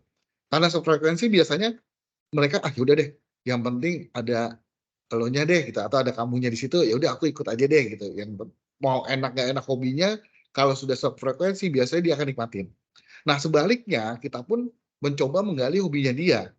Dan kita coba masuk ke hobinya dia juga gitu, jangan kita egois juga, wah kamu harus ikut hobi aku tapi aku nggak ikut hobi kamu, enggak, tapi saling mencoba. Kan kita juga nggak tahu ya kan, siapa tahu nanti malah oh hobinya dia ternyata lebih cocok di saya gitu, lebih menarik seperti itu gitu. Tapi lebih ke sefrekuensinya dulu, itu baru nanti hobinya di belakangan, daripada nanti kita udah ngeluarin budget untuk hobi kita malah jadinya jadi kecewa karena partner kita ini yang dalam berhobi ini nggak sesuai atau nggak sefrekuensi. Itu Mbak Magdalena dan saya. Dari Pak Asi mungkin Mbak. Ya, saya senada dengan Bro Miko. Jadi saya juga pernah ngalamin itu. Jadi yang bisa kita lakukan adalah ya kita yang cari yang sefrekuensi dulu. Dengan teman yang sefrekuensi tadi, maka kita bisa diskusinya akan lebih baik, ya, lebih nyambung. Karena lebih nyambung, kalau misalkan mau menekuni hobi bersama-sama ya kita bisa diskusi bersama dulu. Dia punya hobi apa, saya punya hobi apa, kita bisa kerjakan bersama. Akhirnya karena kita pengalaman saya karena punya kita terbuka tadi, maka satu sama lain saling menyadari kita mau mencoba bersama-sama. Jadilah hobi itu akhirnya jadi sesuatu yang produktif. Sip, mantap sekali tambahannya. Dari Pak Mahendra ada yang mau ditanggapi? Pas sudah clear semuanya, cukup jawabannya?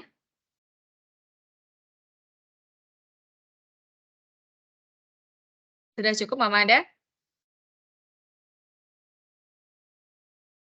Oke, kita lanjut ke pertanyaan berikutnya ya. Dari Mbak Marina Tamara, Mbak Ira, siang Pak Miko, Pak Aswin, saya setuju banget nih kalau hobi itu bisa healing stres. Karena dari zaman kuliah sambil kerja, mau secapek apapun, walaupun habis nonton konsernya konser rock nih, konser rock nih Pak. Frekuensi nih kayaknya Pak. Jadi panitia outbound gitu ya, di kantor lama masih semangat dan bisa sosialisasi dengan teman. Nah, mohon pencerahannya Pak, bagaimana menumbuhkan minat yang sama dalam tim nih? Kan pengennya tadi bonding ya, tapi minatnya nggak sama nih, gimana nih?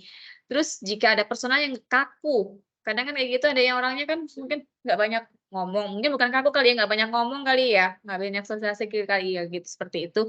Untuk hal-hal demikian. Nah, padahal maksudnya kita kerja biar lebih produktif nih, lebih teamwork nih. Bagaimana nih triknya Pak?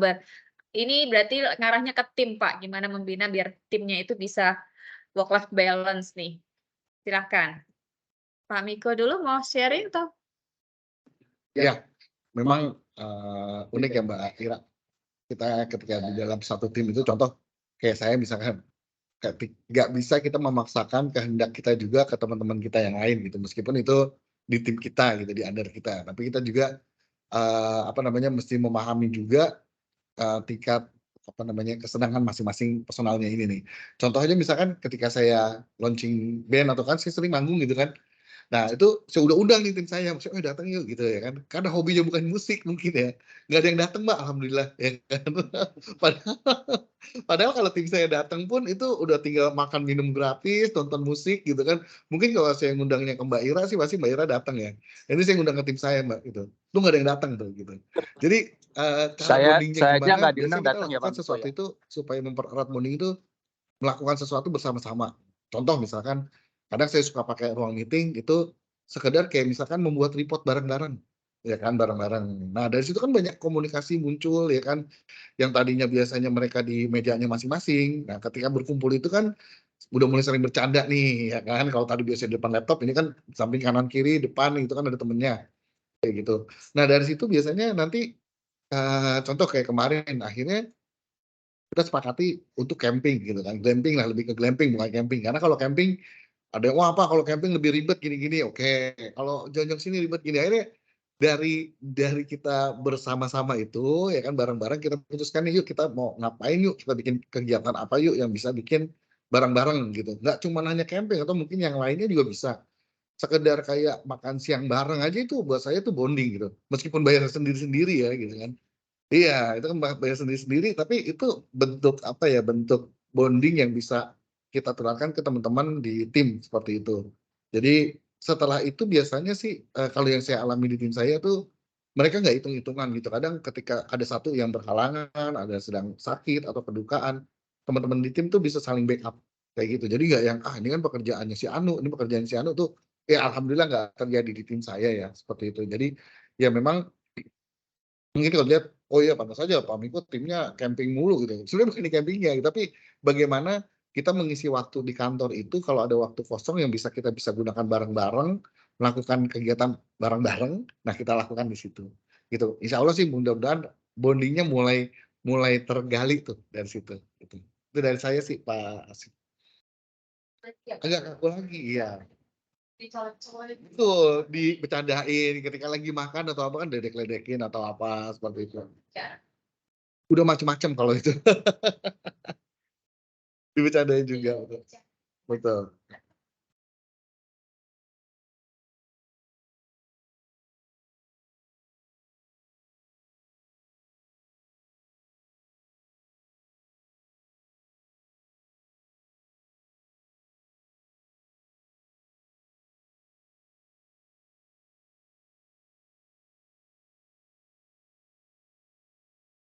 Saya paksakan dia harus mengikuti hobi seperti saya.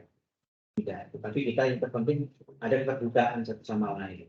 Ya, kalau ada keterbukaan, ada permasalahan, bisa kita diskusikan bersama. Supaya tidak kaku aja. Itu yang terpenting. Sehingga supaya ada engagement. Baik, jadi ada pendekatan ke personnya ya Pak. Kalau tadi Iya. udah dicolek-colek, diajakin tetap aja kaku, masih nggak mau bonding gitu ya. Jadi ya udah deketin berarti gitu ya Iya. tugasnya. Karena kalau nggak dideketin malah khawatirnya dianggapnya makin jauh, bener Pak. Iya, oke, setuju sih Pak. Oke, ada tambahan dari Mbak Ira, cukup menjawab ya. Banyak tadi contoh-contoh yang udah disampaikan oleh Pak Miko ya. Silakan. Terima kasih banyak Pak Miko Pasin. Sebenarnya tadi juga ada beberapa yang sudah Pak Miko sebutkan udah pernah saya lakuin sih Pak. Misalkan kayak mau bikin karaoke bareng, cuman itu belum ya. Kalau itu sih karena kan masing-masing kalau pulang kerja juga rumahnya pada jauh-jauh seperti itu. Tapi benar kata Bapak sih, tetap harus lakukan bonding-bonding yang lain gitu. Itu aja sih. Terima kasih banyak Pak Miko Pasin. Jangan lupa Pak Miko minta tanda tangannya ya sebelum jadi terkenal. Mana-mana. Langsung saya ngejar-ngejarnya. Ya, thank you Mari. Thank you. Tadi Pak Miko bagi 3 kaos, nanti kita nggak tahu ya Pak Miko mau kasih ke siapa ini, karena banyak banget nih yang nanya tanda tangan, ada yang request juga. Kalau dapat kaos pakai tanda tangan berarti. Ternyata disadarin mau expand. Thank you Mbak Ira. Ini dibecandain juga nih sama Pak Miko nih. Oke, dari Pak Alit nih, Denpasar Accounting. Pak Miko Pasin bertanya cara memanage hobi dan pekerjaan dengan baik. Tadi sebenarnya udah sudah dicicil-cicil gitu ya, tapi mungkin ada yang lain mau ditanyakan ulang Pak Alit, spesifik apa Pak yang mau ditanyakan ke beliau ini? Silakan Pak Alit. Pak Arif, Pak Aswin, nah itu saya juga punya baru-baru juga sih, baru senang terkait dengan bonsai kecil-kecilan Pak. Mulai belajar juga. Memang sih kalau dengan adanya hobi itu sedikit tidaknya beban pekerjaan yang kita sudah menumpuk di kantor seharian itu udah lihat hal itu jadinya sedikit tidaknya fresh Pak ininya. Nah itu terkadang karena ini terkait dengan pohon, yaitu pasti akan ada benturan waktu kan Pak, untuk manage mereka juga. Karena kan kalau kita menikmati itu bukan hanya ngerawat juga, kita bisa menikmati tumbuhnya segala macam. Nah itu yang membuat salah satunya membuat kita fresh. Nah, sedangkan kita harus ya sedikit ada mungkin 1-2 hari harus pulang malam. Nah kita nggak bisa ngelihat mereka ya agak kurang rasanya begitu Pak. Nah, itu mungkin bisa dibantu Pak, kira-kira gimana ya Pak? Terima kasih. Baik, terima kasih Pak. Kebetulan saya juga ready karena ini memang sejak pandemi ya. Sejak pandemi itu kan memang kita salah satunya kegiatannya adalah bercocok tanam. Tapi saya juga bercocok tanam gitu ya. Kemudian juga tanaman-tanaman, koleksi tanaman itu juga. Nah, salah satu hal yang perlu kita sadari bahwa seperti yang saya sampaikan tadi, bahwa hidup ini tidak ideal. Ada sesuatu hal yang perlu kompromi. Jadi ketika kita katakanlah, karena kita pulang malam dan kita tidak bisa lihat tanaman yang biasanya kita bisa lihat atau nggak bisa, ya nggak apa-apa. Artinya kan besok pagi masih ada waktu. Jadi itu harus selalu kita tanamkan dalam diri kita. Makanya kita jangan supaya kita itu tidak terlalu gampang stres, jangan terlalu perfeksionis tadi itu. Ya. Jadi itu harus kita sadari Pak. Jadi ya nggak apa-apa kalau misalkan hari itu kita nggak bisa lihat, besok pagi toh ada kita bisa lihat. Pagi hari sebelum ke kantor kita sempatkan menyirami, kemudian kita kadang kalau kita ajak komunikasi ya, kalau dengan tanaman kesayangan kita ajak ngobrol gitu ya, walaupun kita ngobrol satu arah, tetapi itu sebenarnya dia pun juga mendengarkan ya, secara riset itu juga mengatakan semacam itu, karena dimanapun tanaman itu juga makhluk hidup gitu. Jadi itu mungkin Pak yang harus kita sadari betul, bahwa tidak sesuatu hal yang ideal dan tidak harus terlalu perfeksionis, sehingga kalau kita menyadari itu, maka kita dalam kondisi apapun kita akan mudah bersyukur. Thank you. Ada tambahan Pak? Thank you Pak Aswin. Terima kasih Pak. Pak Alit. Ya, mungkin kalau dari saya triknya gini, kalau Pak Alit kan tadi tumbuhan ya. Nah, kalau saya tuh kemarin belakangan tuh lagi seneng ini Pak, kucing Pak. Ya, kucing masih kecil gitu kan. Jadi pas kangen itu saya suruh fotoin aja Pak. Kan? Karena kan saya suka pulang malam kan, mungkin kalau malam kan dia udah di kandangnya, jadi saya nggak bisa ketemu gitu kan Pak. Jadi kadang saya minta anak saya kalau udah di rumah saya telepon. Nah kan sekalian tuh saya telepon anak saya, ya kan saya suruh dia video call kucingnya, atau disuruh saya kirimin fotonya dong, fotonya yang bagus kirimin. Nah itu buat obat kita di kantor sih Pak, seperti itu gitu. Jadi mungkin nanti kalau Pak Alit kangen minta tolong difoto Pak, itu pohonnya. Atau sebelum berangkat kerja biar nggak kangen-kangen di videoin hari itu videonya dari sudut sini, besok dari sudut mana gitu. Siapa tahu bisa menjawab kerinduan Pak Alit terhadap hobi barunya ini Pak. Gitu ya Pak. Siapa Miko? Top nih tipsnya. Bisa Pak Alit? Bisa diterima? Bisa Bu. Thank you Pak. Baik, ini ada pertanyaan kayaknya terakhir ya, karena kita sudah mau jam 4 dari Pak Robertus Eka.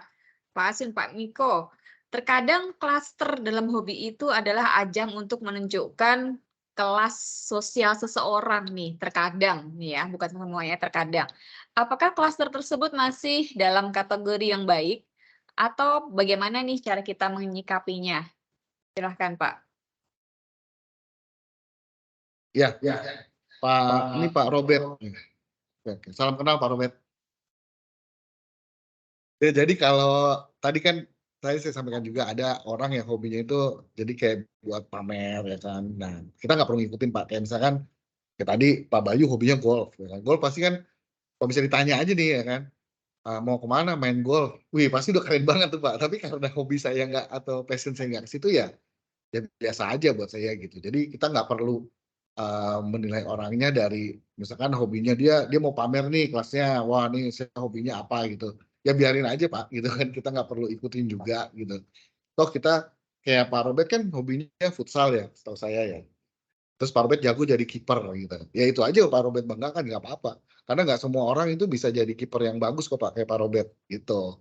Satu PP ini mengakui Pak Robert itu jago jadi kiper futsal, jadi di situ kelebihan Pak Robert di hobinya tuh Pak gitu. Jadi klasternya kalau misalnya dibilang kategori baik atau enggak, lebih lihat ke perbuatan yang lainnya aja sih Pak, jangan lihat dari hobinya gitu. Bagaimana dia interaksi, orangnya rese enggak, tukang gosip enggak, kemudian semena-mena enggak di komplek, misalkan dia di klaster parkir sembarangan atau apa. Nah, lebih ke situnya aja sih Pak. Kalau misalkan dia sudah mengarah ke sana ya berarti mungkin dari individunya memang nggak cocok di klaster Bapak sih gitu. Tapi kalau dia masih sekedar hanya untuk nunjukin hobinya dia sebagai wah status sosialnya karena hobi ya biarin aja biar dia nikmatin aja kan ya kita biar buat dia seneng aja Pak gitu nggak apa-apa kok pahala juga buat kita gitu. Itu deh Pak Robert.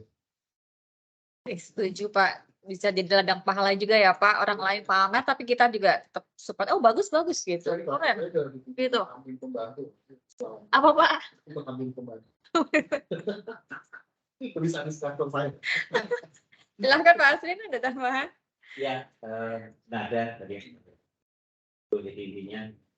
Ya kalau memang orang suka pamer apa klaster tertentu ya sudah kita ya itu kan pilihan mereka gitu ya. Itu kan hidup kan pilihan gitu ya.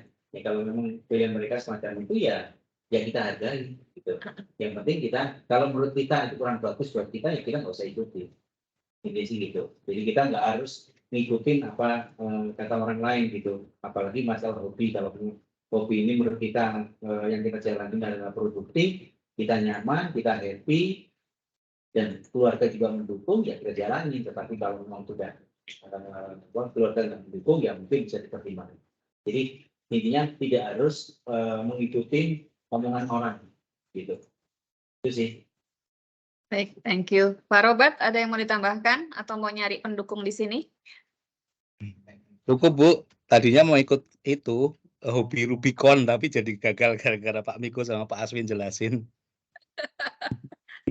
Rubicon ya. Oke, thank you Pak Robert. Thank you Pak Ada Aswin, lagi thank you Pak Miko.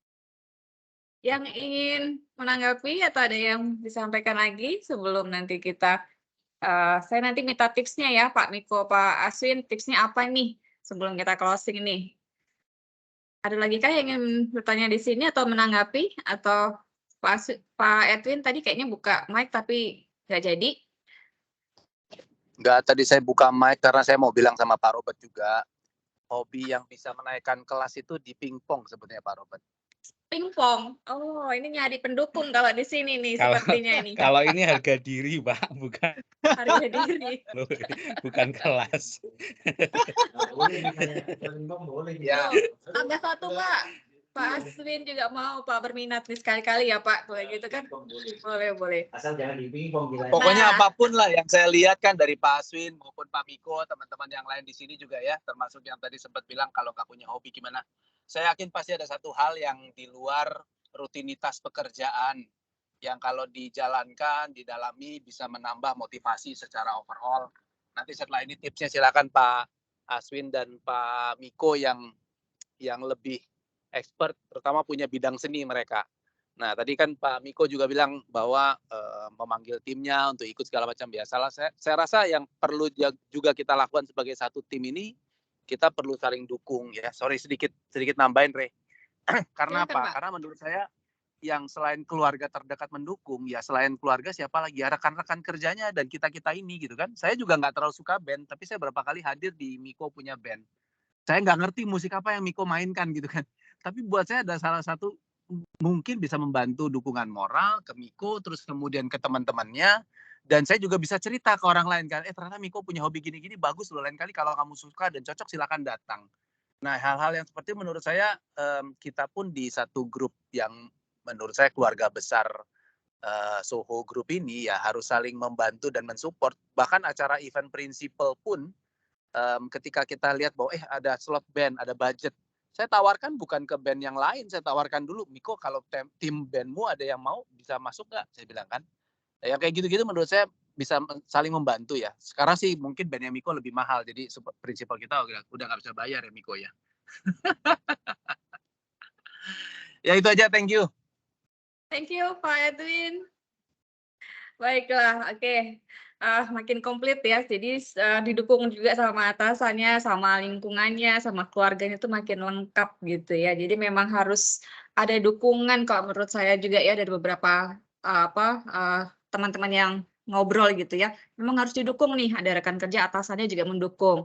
Jangan kita lagi udah izin nih, "Pak, saya mau pingpong bareng nih sama ini." Tapi ingetin ya deadline-nya nanti jam 5, ya nggak bisa, ininya jam segini, boleh nggak Pak diundur sedikit jam 6 misalnya gitu. Nah itu memang perlu dukungan ya, karena memang menyalurkan work-life balance itu juga butuh dukungan dari tim dengan bestie-nya tadi juga ya. Baik, sekarang saya mau minta tipsnya nih Pak Aswin, tipsnya apa Pak untuk bisa di-share ke semua people semuanya ini, dirangkum Pak, seperti apa Pak? Silahkan Pak Aswin. Baik, terima kasih Mbak Dewi. Jadi ada beberapa tips yang dari saya gitu ya, yang mungkin bisa dipertimbangkan buat teman-teman untuk bisa menjalankan working balance. Yang pertama adalah kita itu harus bekerja yang cerdas, smart work ya.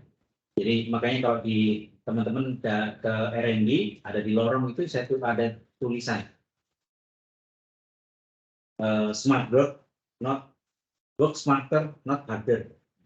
Jadi jangan terlalu bekerja keras, tetapi justru bekerjalah yang smart. Smart itu artinya apa? Kita pintar melihat situasi yang ada. Ketika ada permasalahan, kita tidak hanya fokus pada permasalahan tersebut, kita mencari jalur alternatif yang jadi akan lebih smart gitu. Salah satu contohnya dari itu. Jadi yang pertama. Yang kedua adalah seperti yang tadi sudah saya sampaikan juga, bahwa kita harus kurangin sikap perfeksionis kita, dan kita harus selalu open mind. Jadi kalau ada masukan dari teman, masukan dari pasangan, dari atasan, kita harus selalu terbuka untuk itu. Kemudian yang ketiga adalah tentu saja kita harus memilih prioritas yang akan kita kerjakan, dan juga kita harus selalu membuat collective scheduling. Jadi kalau kita dengan keluarga, ya kita sampaikan schedule kita seperti apa. Saya sendiri, istri saya pun juga tahu schedule saya hari ini ngapain. Jadi saya selalu sampaikan, hari ini saya ngapain aja, schedule-nya seperti apa, dia pun juga tahu. Dia pun juga tahu, saya pun juga tahu schedule dia mau ngapain hari ini, dan sebagainya. Itu yang kita selalu terbuka, dan kita pun kalau diperlukan kita membuat schedule bersama-sama, misalkan liburan bersama, atau menjalankan hobi bersama-sama. Dan yang ketiga adalah tentu saja kita harus punya me time dan hobi yang positif. Dan yang kelima adalah kalau di tim kita harus mengadakan acara bersama dengan tim, dan serta harus mengenali kehidupan karyawan atau tim kita, ya termasuk keluarganya, supaya kita bisa mengetahui gitu ya kapan kita berlaku ke tim kita seperti apa. Kalau kita tahu latar belakang keluarga mereka, itu akan lebih mudah untuk kita berkomunikasi dengan mereka. Dan yang keenam adalah tingkatkan hubungan dengan orang-orang terdekat, ya komunikasi dengan baik. Dan yang terakhir, ini yang tidak kalah penting, yaitu kita harus selalu bersyukur dengan apa yang kita alami saat ini, yang kondisi kita saat ini. Jadi kita harus selalu bersyukur pada Tuhan Yang Kuasa. Mungkin itu tips dari saya. Terima kasih. Mantap sekali, thank you Pak Aswin. Ada tambahan dari Pak Miko, tipsnya Pak? Iya, kalau tipsnya tadi sudah dirangkum semua oleh Pak Aswin, sudah sangat lengkap. Mungkin kalau dari saya sedikit pesan buat teman-teman, mewakili perasaan saya sih mungkin ya Pak Aswin sama yang kita bersyukur bergabung di SGH ini, Soho Global Health, karena apa? Di perusahaan ini, perusahaan, kemudian atasan-atasan kita mendukung hobi-hobi positif kita gitu. Karena nggak semua perusahaan, setahu saya ya, nggak semua perusahaan itu willing to mensupport hobi dari karyawannya ya. Jadi mumpung teman-teman di sini ya, kita bersyukur kita bergabung di sini di SGH ini, luangkan waktu teman-teman untuk hobi-hobi yang positif, dan balik nanti dari hobi positif itu benar-benar membuat performance pekerjaan kita jadi lebih baik lagi sih gitu. Itu sih dari saya. Thank you Mbak Rere. Terima kasih nih, lengkap sekali nih. Wah, udah keren Pak Miko, Pak Aswin nih, keren sekali gitu ya. Sip, mantap sekali. Nah, kita ada lagi yang mau disampaikan untuk closing statement kita, Pak Aswin, Pak Miko, atau Pak Miko mau ada yang ini Pak, diminta untuk apa Pak?